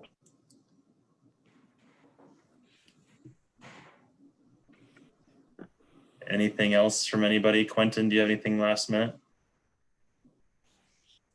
No, I don't, Jason. Just again, thank you. Great discussion. I appreciate all of your efforts. Thank you much.